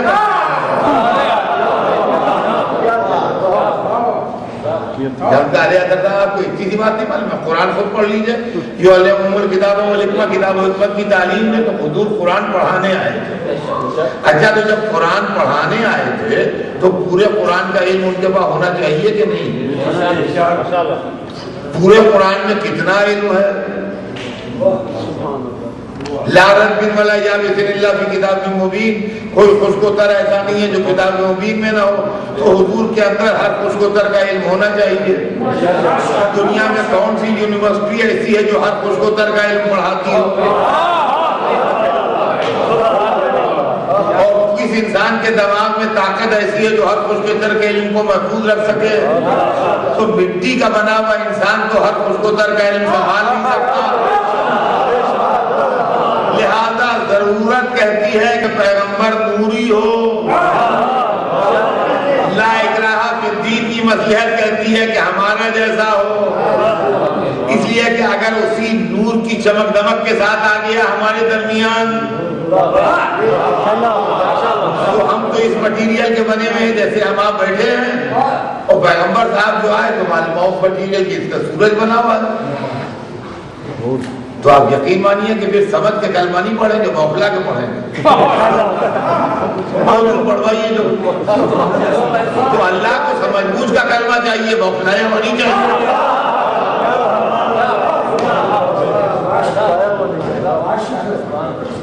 تو ضرورت کہتی ہے کہ بشری ہوں، ہمارے جیسے ہوں، مصلحت کہتی ہے کہ ہمارے جیسے ہوں، ضرورت کہتی ہے کہ نورانی ہو۔ یہ ایسٹ اور ویسٹ دونوں اینڈ ملے کیسے؟ اللہ نے ان دونوں کو یوں ملایا کہ رسول کی ہستی جو حقیقت اصلی ہے وہ نوری ہو تاکہ کام متاثر نہ ہو، اور شکل ظاہری بشری ہو تاکہ پالیسی متاثر نہ ہو۔ بات سمجھ میں آ رہی ہے؟ شکل ظاہری جو ہے وہ بشری ہو تاکہ پالیسی متاثر نہ ہو، اور حقیقت جو ہے وہ نوری ہو تاکہ کام متاثر نہ ہو۔ اب یہ کہانی وہاں سے شروع ہوتی ہے کہ کچھ نہ تھا،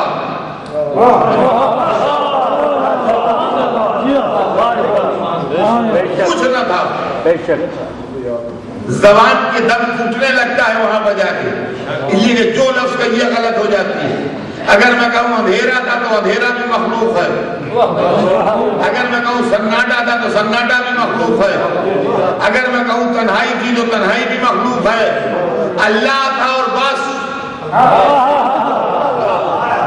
اور یہ بس کا لفظ بھی غلط، اس لیے کہ یہ بھی مخلوق ہے، مگر مشکل یہ بولوں کیسے؟ اللہ کی مصلحت میں گزرا کے پہچانا جاؤں، اس نے ایک نور خلق کیا۔ حضور نے کہا اول ما خلق اللہ نوری، سب سے پہلے خدا نے میرا نور خلق کیا۔ اب یہ نور خلق ہوا سب سے پہلے کس نے خلق کیا؟ اللہ نے۔ وہ پڑھانے والا، یہ پڑھنے والا، وہ سکھانے والا، یہ سیکھنے والا، وہ تعلیم دینے والا، یہ تعلیم لینے والا۔ کتنے دنوں پڑھا؟ دن تھے ہی نہیں جو بتائیں۔ کس جگہ پڑھا؟ جگہ تھی ہی نہیں جو بتائیں۔ کتنے زمانے پڑھا؟ زمانہ تھا ہی نہیں جو بتائیں۔ یا پڑھنے والا جانے یا پڑھانے والا جانے۔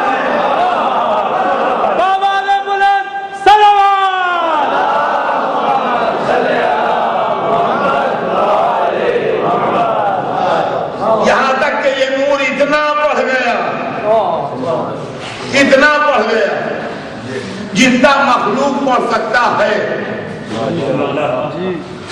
اب کائنات پیدا ہونا تھی تو کائنات جب خلق ہوتی تو مسئلہ بڑا پیچیدہ ہو جاتا، اس لیے کہ خالق بھی ایک، نور بھی ایک. خالق دکھائی نہیں دیتا، نور نظروں کے سامنے آتا تو لوگوں کو دھوکہ ہو جاتا، ساری دنیا تو سحری ہو جاتی.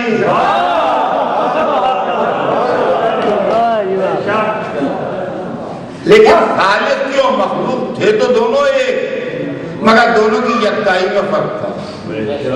دیکھیے اردو چھوٹی زبان ہے، اس کے پاس الفاظ کم، لیکن عربی بڑی زبان ہے، بڑی زبان کے پاس الفاظ زیادہ ہوتے ہیں. ہمارے یہاں ایک کے لیے ایک ہی لفظ ہے. عربی میں ایسی اکائی جو ڈیوائیڈیبل نہ ہو، تقسیم نہ کی جا سکتی ہو، وہ کسی کے ساتھ جوڑی نہ جا سکتی ہو، کوئی اس کے ساتھ جوڑا نہ جا سکتا ہو، اس کے لیے لفظ الگ ہے. اور وہ اکائی جو ڈیوائیڈیبل ہو، جو کسی کے ساتھ جوڑی جا سکے، جس کے ساتھ کوئی جوڑا جا سکے، اس کے لیے لفظ الگ ہے. وہ اکائی جو تقسیم نہیں ہو سکتی، جس کے ساتھ کوئی جوڑا نہیں جا سکتا اور دوسرا کوئی اس کے ساتھ جوڑ نہیں سکتا، اس کے لیے عربی میں لفظ احد. احد وہ اکائی ہے جو ڈیوائیڈ نہیں ہوتی، اور وہ اکائی جو ڈیوائیڈ ہو جائے، جس کے ساتھ کوئی جوڑا جائے یا جو کسی کے ساتھ جڑ جائے، اس کے لیے لفظ واحد. اردو میں احد و واحد کا الگ الگ ترجمہ نہیں ہے، دونوں کا ترجمہ اردو میں ایک ہے، لیکن عربی میں دو لفظ ہیں، احد و واحد. اور کیا بسم اللہ، جیسے میں ہوں تو میں احد نہیں ہوں، واحد ہوں، ایک آدمی ہوں، لیکن ایک ہوں مگر دو ہاتھ، دو پیر، دو آنکھیں، دو کان، ہڈیاں، گوشت، خون، سودا، صفرا، مرمہ، خون، روح، جسم، پھر دو حصوں میں کاٹ دیے جسم کو تو دو ٹکڑے ہو جائیں گے. میں ایک جگہ کھڑا ہوں تو لوگ کہیں گے ایک آدمی کھڑا ہے، پھر ایک آدمی میرے پہلو میں کھڑا ہو جائے تو لوگ کہیں گے دو آدمی کھڑے ہیں، تو اکائی دوسرے کے ساتھ شامل ہو کے دو ہو جائے گی. اور یہ ہمارا ساتھی چل رہا ہے تو لوگ کہیں گے دو آدمی جا رہے ہیں، پھر ایک آدمی الگ ہو جائے تو پھر اکائی رہ جائے گی. سب ہے نا، آج میں یہ چیز نہیں ہے. تو جب اللہ نے اپنی یکتائی کا اعلان کیا تو کہا کہ قل ہو اللہ احد، کہہ دو کہ وہ اللہ احد ہے. اور جب محمد نے اپنی یکتائی کا اعلان کیا تو کہا انا وعلی من نور واحد.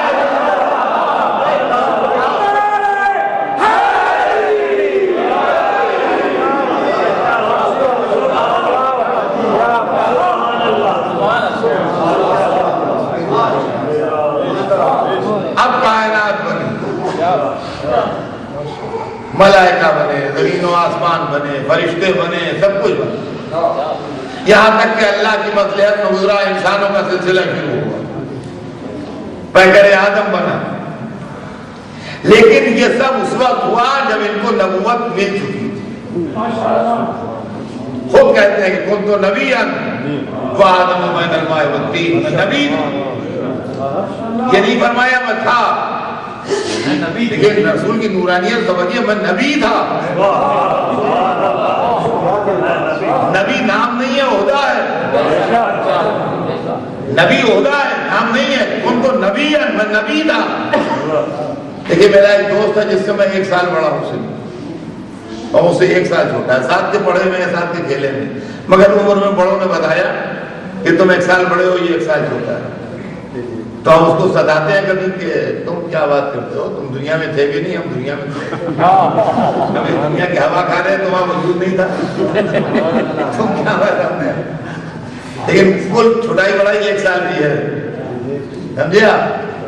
لیکن ایک لڑکے سے میں نے کہا بیٹا تم کیا بات کرتے ہو، میں پرنسپل تھا تم اس وقت پیدا نہیں ہوئے تھے. تو اب سال میں بھی چھوٹائی بڑائی نہیں ہے. بہت لمبا گیپ ہے میری اس کی عمر میں. میں کہہ رہا ہوں میں پرنسپل تھا تم پیدا نہیں ہوئے تھے. تو پیدا ہوتے ہی آدمی پرنسپل نہیں بن جاتا.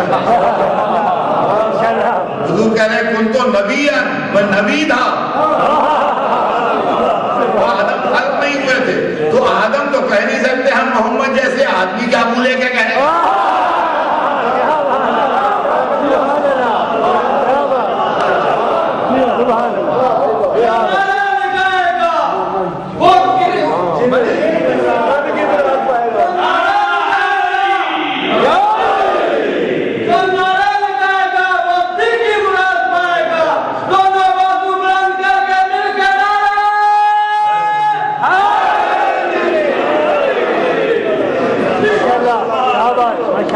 اچھا آپ دیکھیے ابھی تک بات حدیثوں کی ہے، بسم اللہ۔ اب آئیے ہمارے دعوے کو قرآن سپورٹ کرتا ہے، یہ جو ہمیں فکر ملی ہے قرآن نے کہ رسول نوری ہے، قرآن میں رسول کے لیے ارشاد ہوا یا ایھا النبی انا ارسلناک شاہدا ومبشرا ونذیرا وداعیا الی اللہ باذنہ وسراجا منیرا۔ اے نبی ہم نے آپ کو انا ارسلناک شاہدا، ہم نے آپ کو گواہ بنا کے بھیجا، ہم نے آپ کو شاہد بنا کے بھیجا، انا ارسلناک شاہدا ومبشرا ونذیرا وداعیا الی اللہ وسراجا منیرا، آپ کو جنت کی خوشخبری دینے والا بنا کے بھیجا، آپ کو عذاب آخرت سے ڈرانے والا بنا کے بھیجا، آپ کو ہماری اپنی طرف دعوت دینے والا، اللہ کی طرف دعوت دینے والا بنا کے بھیجا، ہمارے ہی حکم سے، اللہ کے حکم سے، اور آپ کو جگمگاتا و روشن سبحان اللہ، کیا بات۔ خیر سب لفظوں کی تشریح ممکن نہیں، صرف ایک لفظ یا ایھا النبی انا ارسلناک شاہدا، اے رسول آپ ہمارے گواہ ہیں، میں آپ کی گواہ ہوں۔ معبود کس معاملے میں گواہ ہے؟ دو کیسوں میں گواہ ہے، دو کیسوں میں گواہ ہے، بتا دیں معبود۔ ارشاد ہوا وَكَيْفَ إِذَا جِئْنَا مِنْ كُلِّ أُمَّةٍ بِشَهِيدٍ وَجِئْنَا بِكَ عَلَىٰ هَٰؤُلَاءِ شَهِيدًا۔ اے ہمارے حبیب کیا شان ہوگی آپ کی جب قیامت کے دن ہم سب پیغمبروں کو ان کی امت پر گواہ بنا کے لائیں گے اور آپ کو ان سب پیغمبروں پر گواہ۔ معلومہ ایک کیس میں حضور حضرت آدم سے لے کے حضرت عیسیٰ تک کی کارکردگی پر گواہ ہے، یا اللہ دوسرا کون سا کیس ہے جس کا گواہ بنایا؟ تو ارشاد ہوا وَكَذَلِكَ جَعَلْنَاكُمْ أُمَّةً وَسَطًا لِتَكُونُوا شُهَدَاءَ عَلَى النَّاسِ وَيَكُونَ الرَّسُولُ عَلَيْكُمْ شَهِيدًا، اور اسی طرح ہم نے تمہیں درمیانی گروہ قرار دیا کہ تم انسانوں کا گواہ بنو اور رسول تم پر گواہ۔ اس کی دو تفسیریں ہیں، حکومتی اسلام کی تفسیر یہ ہے کہ اس سے مراد امت مسلمہ ہے، اور اہل بیت کے اسلام کی تفسیر یہ ہے کہ اس سے مراد 12 امام۔ بہرحال وہ معاملہ مجھے چھڑنا نہیں، لیکن امت ہو یا 12 امام، دونوں کی کارکردگی رسول کی رحلت کے بعد شروع ہوتی ہے۔ جو اماموں کو مانتے ہیں وہ اماموں کا دور رسول کے بعد مانتے ہیں، جو امت کو مانتے ہیں وہ امت کا دور رسول کے بعد مانتے ہیں۔ تو بہرحال ایک کیس میں حضور اپنی پیدائش سے پہلے گواہ، ایک کیس میں حضور اپنی رحلت کے بعد گواہ ہونا چاہیے، موقع پر موجود آنکھوں دیکھا۔ کیا کھیل ہے؟ حضرت عیسیٰ کے 570 برس بعد پیدا ہونے والا آدم سے لے کے عیسیٰ تک پر کیسے گواہ ہو سکتا ہے؟ اور ہماری پیدائش سے 1400 برس پہلے رحلت کرنے والا ہمارے اوپر کیسے گواہ ہو سکتا ہے؟ اگر رسول کا وجود نوری نہ ہوتا تو کیا یہ آیتیں مذاق ہیں؟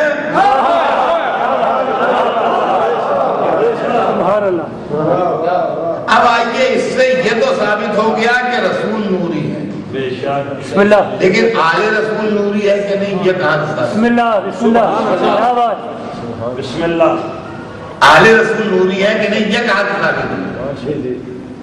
عزیزان گرامی یہ بھی سن لیجئے، قرآن میں گواہی کی ایک تیسری آیت اور بھی ہے، ارشاد ہو رہا ہے یقول الذین کفروا لست مرسلا، یہ کافر کہہ رہے ہیں آپ رسول نہیں ہیں، قل کفی باللہ شہیدا بینی و بینکم ومن عندہ علم الکتاب، کہہ دیجئے کہ میری گواہی کے لیے اللہ کافی ہے اور وہ کافی ہے جس کے پاس پوری کتاب کا علم ہے۔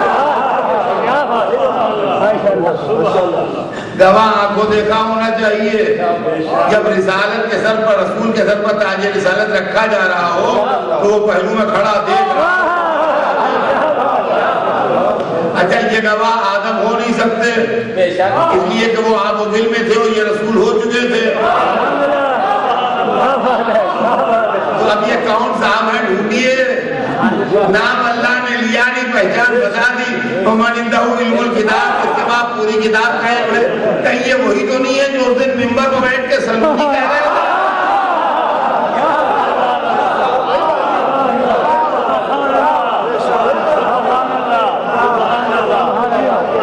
ایک بات تو یہ ثابت ہوئی کہ علی وہاں پر ہے اس کونے پر ہے آغاز والے. رسول انجام والے اینڈ پر بھی ہیں. علی بھی ہے کہ نہیں. اب آئیے قرآن کی دوسری آیت سنیے. قیامت کا تذکرہ ہے اور بعض لوگوں کو یہ سورہ زبانی بھی یاد ہوگا. چھوٹے سورہ آخر کی زبانی یاد ہے لوگوں.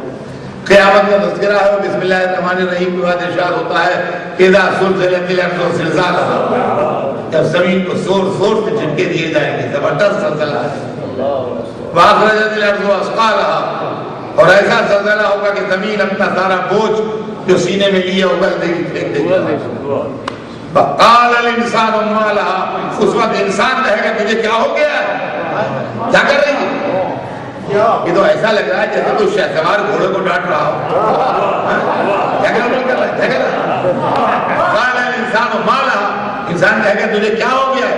یوم دن تحدث اخبارها وہ دن جس دن زمین اپنی خبریں بیان کرے گی رپورٹ دے گی. رب اس لیے کہ رب نے اس کو وحی کی ہے. معلومہ انسان جو پوچھ رہا ہے کوئی وی آئی پی ہے. پورا سسٹم پوچھنے سے متاثر ہو گیا. زمین پر وحی آئی زمین نے اپنی رپورٹ دینا شروع کی. تو سمجھ گیا یقین مانیے یہ انسان ہم آپ نہیں ہوں گے. اس لیے کہ 15-20 سیکنڈ کے زلزلے آتے ہیں تو ہم ختم ہو جاتے ہیں. اور جب ایسا زلزلہ آئے کہ زمین کا کلیجہ پھٹ جائے تو کیا ہم وہاں چائے کی پیالی آپ کے لیے کہیں بیٹھے کمنٹ کر رہے ہیں کے نیچے کہیں جبے بڑے بڑے ہوئے ہوں گے بلڈنگ کے ملبے میں جب آپ پوچھنے بیٹھیں گے تو یہ کیا ہو گیا. یہ انسان کوئی اور ہی ہے.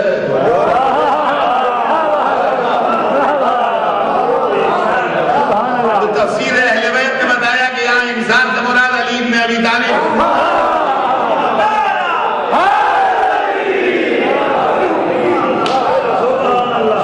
انسان سے مراد علی ہے جو زمین سے سوال کریں گے تجھے کیا ہو گیا ہے. اور چونکہ علی نے پوچھا اس لیے پورا سسٹم متاثر ہوگا.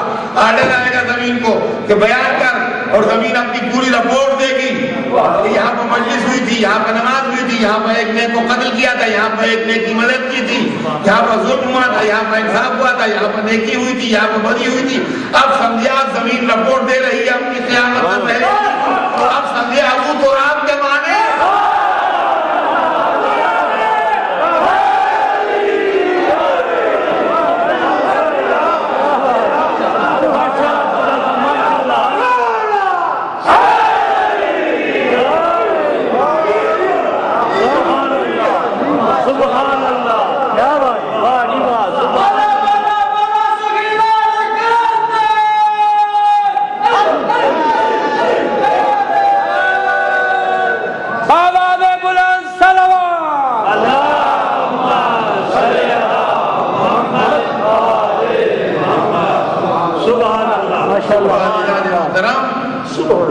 محمد و آل محمد کیونکہ دین کی ہدایت کے لیے آئے تھے لہذا ان کا وجود نوری تھا.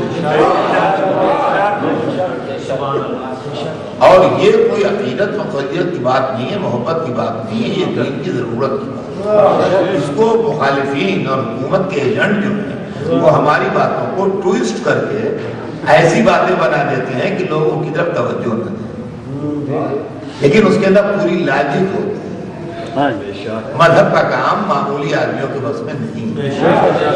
قرآن کی تعلیم دینا ہے XYZ کے بس میں نہیں.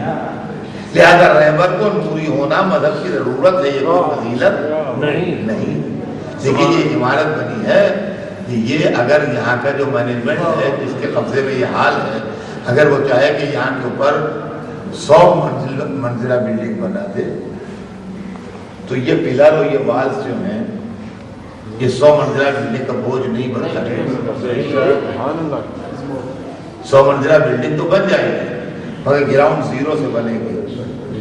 زمین سے فاؤنڈیشن اس حساب سے لے کے چلیں کہ ہمیں 100 منزل تک لے جانا ہے تو بن جائے گی, لیکن اس اسٹرکچر کے اوپر نہیں بنتا. تو انسان کا جو اسٹرکچر ہے ہم مٹی کے بنے ہوئے ہیں, ہمارے اوپر علم قرآن کا بوجھ نہیں لادا جا سکتا. جو حامل علم قرآن ہوں, جو صاحب علم لدنی ہوں, جو سلونی کہیں, ان کو برا نہیں ہونا چاہیے.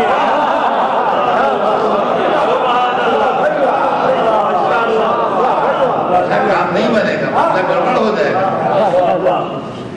اور ہم جو دعا مانگتے ہیں, ہم جو ان سے مدد مانگتے ہیں, ہم جو یا علی کہتے ہیں یا محمد کہتے ہیں یا حسین کہتے ہیں, یہ اسی بنیاد پر کہتے ہیں. دیکھیے لوگ کہتے ہیں وہ مر گئے آپ انہیں بلا رہے ہیں. ہم مر گئے بلا رہے ہیں, ہم ان کو وجود جسمانی سے نہیں بلاتے ہیں. دیکھیے ہم یہ جانتے ہیں کہ اللہ نے ان کو وجود جسمانی بھی دیا تھا اور ہماری عزت افزائی کی تھی اللہ نے کہ جو ان کو پیکر بشری میں ہمارے درمیان بھیجا. لیکن یہ بالکل ایسے ہی ہے جیسے قرآن جیسے علم کو ہمارے درمیان بشکل کتاب بھیجا ہے. تو قرآن اگر ہماری الماری میں رکھا ہے تو دیکھنے میں کتاب ہے, حقیقت میں نور ہے. ویسے محمد و آل محمد میں کوئی ہمارے درمیان رکھا ہے تو دیکھنے میں انسان ہے, حقیقت میں نور ہے.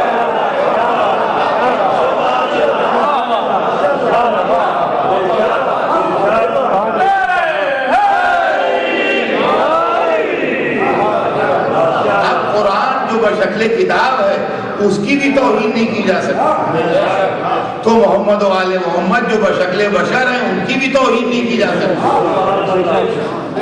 اگر کوئی اس قرآن کو معذاللہ جلا دے تو بھی جہنمی ہے. حقیقت قرآن تو جلی نہیں تو کاغذ جلایا, اب نسبت قرآن سے محترم ہو گیا ہے. اگر ان کے کوئی تلوار مار دے تو وہ بھی جہنمی ہے. جب یہ قرآن بوسیدہ ہو جائے مثلا یا کوئی بوسیدہ کر دے اور آپ کسی محترم جگہ پہ اس کو محفوظ رکھیں تو وہ جگہ بھی محترم ہو جائے گی. ویسے دنیا میں چند روزہ زندگی گزار کے جب ان کا جسم ظاہری کہیں دفن ہو تو وہ جگہ بھی محترم ہو جائے گی.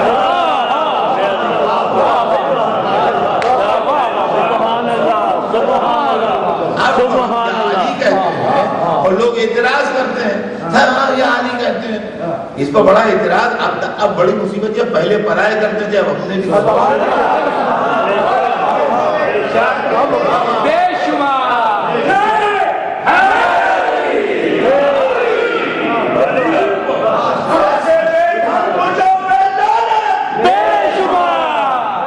علی علی کہنے سے دل کو سکون ملتا ہے. علی علی کہنے سے دل کو سکون ملتا ہے. نظر فکر کو زیادہ سرور ملتا ہے. ارے علی کا نام لے کر خدا سے جو بھی مانگ ضرور ملتا ہے.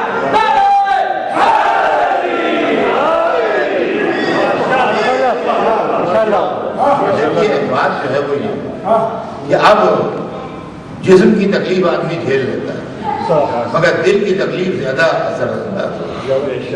آپ کا دشمن تھا, اس نے پتھر کھینچ کے مار دیا تو جسم پر بڑا تکلیف کافی ہوئی, لیکن پھر بھی دل پر تکلیف نہیں ہوئی. دشمن تھا اس پہ یہی امید تھی, لیکن آپ کا سگا بھائی ایک جملہ ایسا کہہ گیا جس سے آپ کے دل کو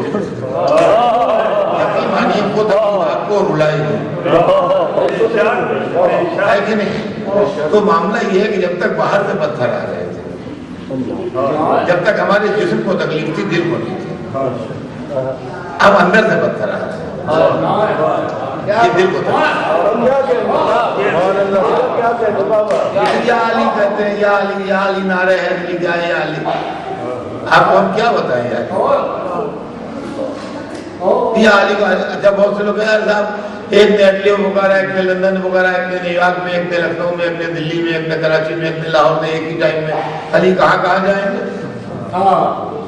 ہم علی کو وجود مادی سے نہیں پکار رہے ہیں, وجود نورانی سے پکار رہے ہیں. مادے کے لیے ناممکن ہے کہ وقت واحد میں دو جگہ ہو، ان کے لیے ناممکن نہیں ہے۔ اور عزیزان گرامی اسی میں ایک بات اور بھی سنا دوں، آپ تک آئی ہو یا نہ آئی ہو، میرے کانوں میں سب آتی ہیں آواز، کیا ایسے بھی لوگ اپنے لوگوں میں پیدا ہو گئے۔ ہزار مولوی لوگ اپنی مجلسیں چلانے کے لیے پڑھ دیتے ہیں، جناب سیدہ مجلس میں آتی ہے، 10 جگہ مجلسیں ہوں گی، جناب سیدہ کہاں جائیں گے؟ تو ہم یہ نہیں کہتے ہیں کہ بیوی اپنے وجود ظاہری سے آتی ہے، وہ نور کی بیٹی ہیں، نور کی زوجہ ہیں، نور کی ماں ہیں، خود بھی نور ہے، وہ وجود نورانی سے آتی ہے۔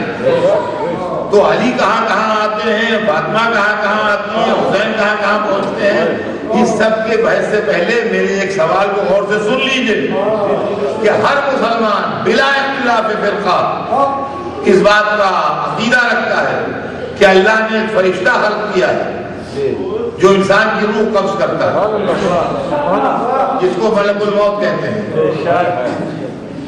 اس گلوب کے اوپر اسی سیکنڈ میں اگر 50 جگہ 50 آدمیوں کی موت ہوئی تو ملک الموت کہاں کہاں جائیں گے؟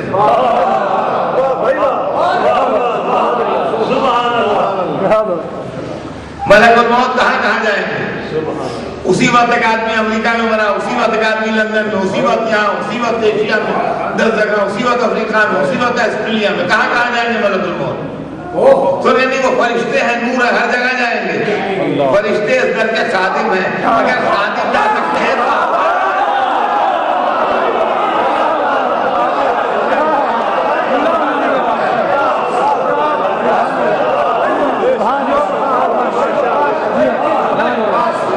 چمن چمن کلی کلی، جو مل کے نعرہ لگائے گا وہ دل کی مراد پائے گا۔ 5 نعرے 35 سوا لاکھ نعرے۔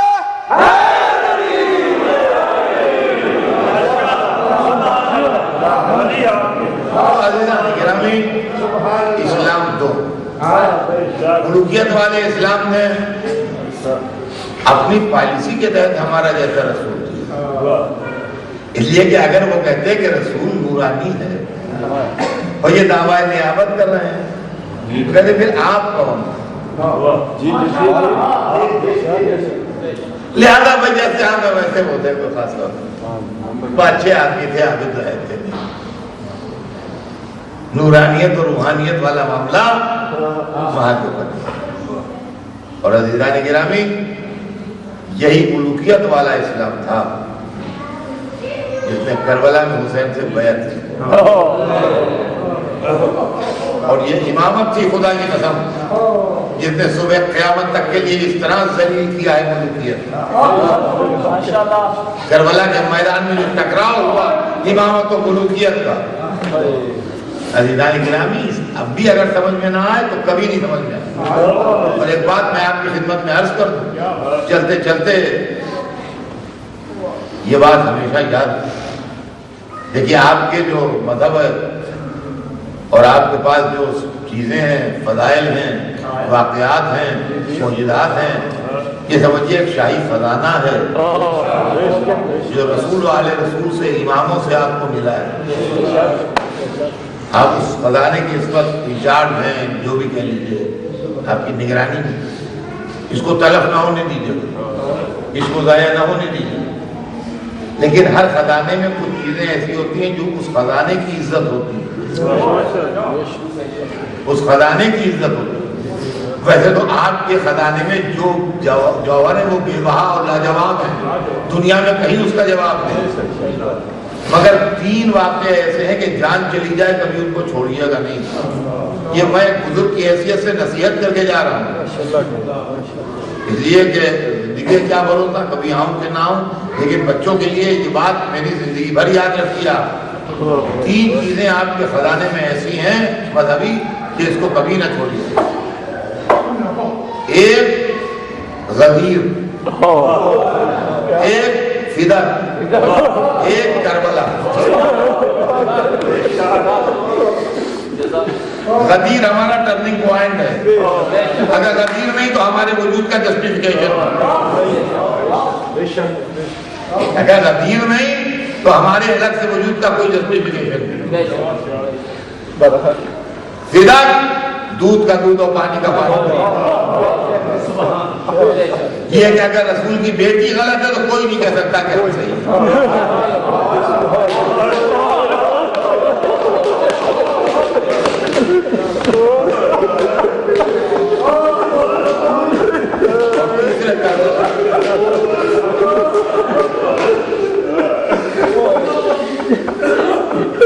اور یہ تینوں چیزیں صدقہ ہیں، یہ میں آپ کو بتا دوں. میں دنیا میں بہت مجلسیں پڑھتا ہوں، یہ پرواہ اس کی نہیں ہوتی کوئی مجھے بلائے کہ نہ بلائے. واقعے میں جانا پلیجر نہیں ہے، لیکن غدیر و فدق تحریک اتحاد بین المسلمین کی ضد پر ہے نہ بڑھیے مسلمانوں میں اختلاف. اور واقعہ کربلا اصلاح عدالاری کی ضد پر ہے. ہر عدالاری میں اصلاح ہونا چاہیے، یوں نہیں یوں ہونا چاہیے، مجلس نہیں جلسہ ہونا چاہیے، یہ نہیں ہونا چاہیے. یہ معصومین کی دی ہوئی دولت ہے. یہ عدالاری جو ہے یہ اماموں کے ذریعے ہمیں ملی، یہ چوتھے امام کی وراثت ہے. اور یہ عدالاری، یہ مجلسیں، یہ ماتم، یہ گریہ، یہ بکا، یہ وہ دولت ہے. اس کو کم قیمت نہ سمجھیے. جو لوگ مسلح بن کے سو کارڈ انٹلیکچوئلز، نام نہاد دانشور منہ ٹیڑھا کر کے کمنٹ کرتے ہیں عدالاری پر، معجزات پر، فضائل پر، یہ بہکاتے ہیں، یہ صحیح راستہ نہیں بتاتے. صحیح راستہ نہیں بتاتے. عدالاری ہمارا تشخص ہے، عدالاری ہمارا آئیڈینٹیفیکیشن ہے. حسین ہماری وجہ سے نہیں زندہ، ہم حسین. کسی کے دماغ میں یہ خناس نہ آ جائے کہ ہم مجلس کرتے ہیں. آپ تو آپ ہیں، آپ کیا حقیقت رکھتے ہیں؟ جو 72 سال میں شہید ہوئے حسین کو ان کی بھی ضرورت نہیں تھی.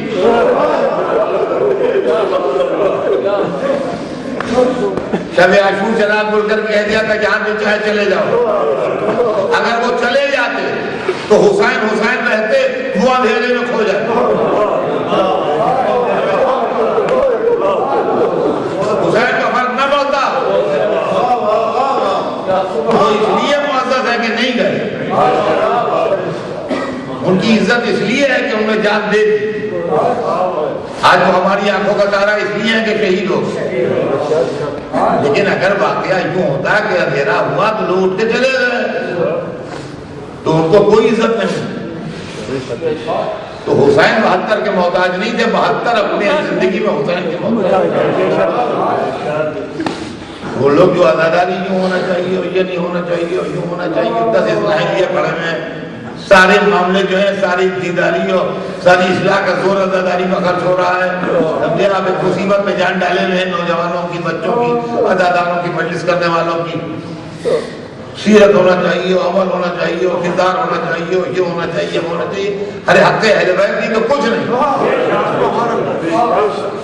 علی کو مائنس کر کے، اہل بیت کو مائنس کر کے آپ اپنے بچوں کو کیا بنائیں گے؟ طالبان بنائیں گے کہ القاعدہ بنائیں گے؟ اہل بیت کو مائنس کر کے خوارج بنتے ہیں، اہل بیت کو مائنس کر کے لشکر یزید بنتا ہے، اہل بیت کو مائنس کر کے خوارج طالبان بنتے ہیں. یہ ہے. ورنہ اسلام میں اہل بیت سب کچھ ہے، ورنہ کچھ نہیں. سمجھے آپ؟ تو یہ ہے. لوگ کہتے ہیں یہ عزاداری، یہ ہم کو اہل بیت کی عطا ہے. حسین کے سر پر ہمارے آنسوؤں کا تاج نہیں، اپنی شہادت کا تاج. یہ ہمارے آنسو جو ہیں، یہ ہم کو زندگی بخشتے. یہ ہمارے شیلے حیات کا پانی، یہ ہمارے لیے، ان کے لیے نہیں. اور دوسری بات، لوگ کہتے ہیں مولوی آگے بڑھ جاتے ہیں، رو لو جنت تمہاری. اب تو جنت آپ دلوائیے، آپ کا کوئی ڈیفینٹ تھیوری ہے جنت دلوانے؟ ہم جنت کی لالچ میں عزاداری نہیں کرتے ہیں. یہ بھی سن لیجیے چلتے جاتے. ہم جنت کی لالچ میں عزاداری نہیں کرتے، اس لیے کہ عزاداری ہے محبت کی بنیاد پر۔ محبت جو ہے اس کی بنیاد ہے کمپنسیشن نہیں ہے، محبت کی بنیاد، محبت کا مزاج ہے سیکریفائس، قربانی۔ تجارت کا بنیاد ہے کمپنسیشن، بدلہ۔ ہماری عزاداری تجارت نہیں ہے، محبت ہے۔ 1400 برس سے ہم رو رہے ہیں، ہم نے کبھی رونے کا مطالبہ نہیں کیا کہ اس کی قیمت چاہیے، جنت چاہیے۔ جنت ملے نہ ملے یہ ہمارا خدا کا معاملہ ہے، حمایت کے غم میں روتے ہیں۔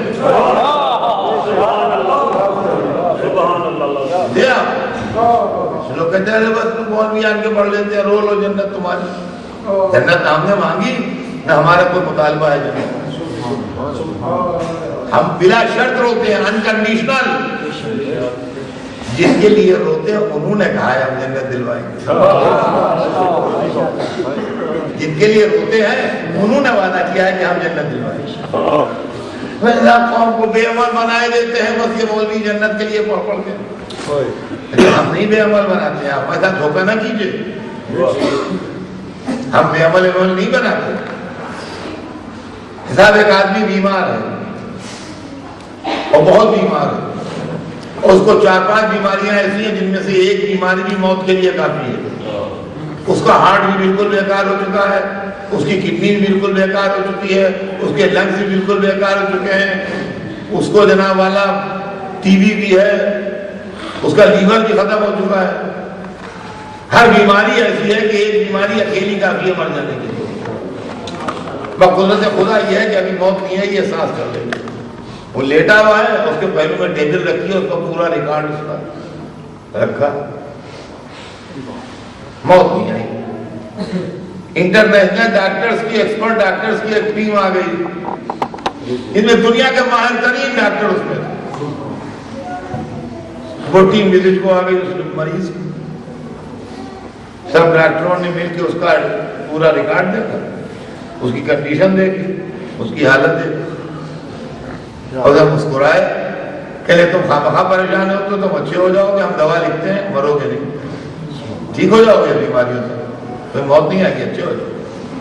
یہ کہہ کے انہوں نے اس کا لکھ دیا اور چلے گئے۔ کہ صاحب عجب تماشا ہوا، جتنے خاندان کے تھے سب مریض سے لڑنے کے لیے کھڑے ہو گئے، ہمیں تم کیسے اچھے ہو گئے، ہمیں جس کے لیور ختم ہو گیا کبھی زندہ بچائیے تم بھی بچو گے، جس کے ہارٹ کے سانے وال چوک ہو چکے ہو کبھی بچائیے تم بچو گے، جس کے لنگس گل گئے ہو بالکل کبھی زندہ رہا ہے تم بھی زندہ رہو گے، جس کی کڈنی فیل ہو گئی ہو کبھی بچائیے تم بھی بچو گے۔ ارے وہ کم وقت کب کہہ رہا ہے کہ میں بچوں گا؟ ڈاکٹر کہہ رہے ہیں کہ نہیں مرو گے۔ اس سے نہ لڑیے، ڈاکٹروں سے جا کے لڑیے کہ جب یہ پوزیشن ہے تو آپ کیسے کہہ کے آئیں گے کہ بچ جاؤ گے؟ ہم کب کہتے ہیں کہ ہم جنت میں جائیں گے؟ چھٹے امام نے کہا ہے اس سے لڑیے، رسول اللہ نے فرمایا ہے ان سے لڑیے، سیدہ نے کہا ہے ان سے جا کے جھگڑا کیجیے۔ رسول اللہ نے کہا یہ کیسے کہہ دیا من ماتا ہے حب علی محمد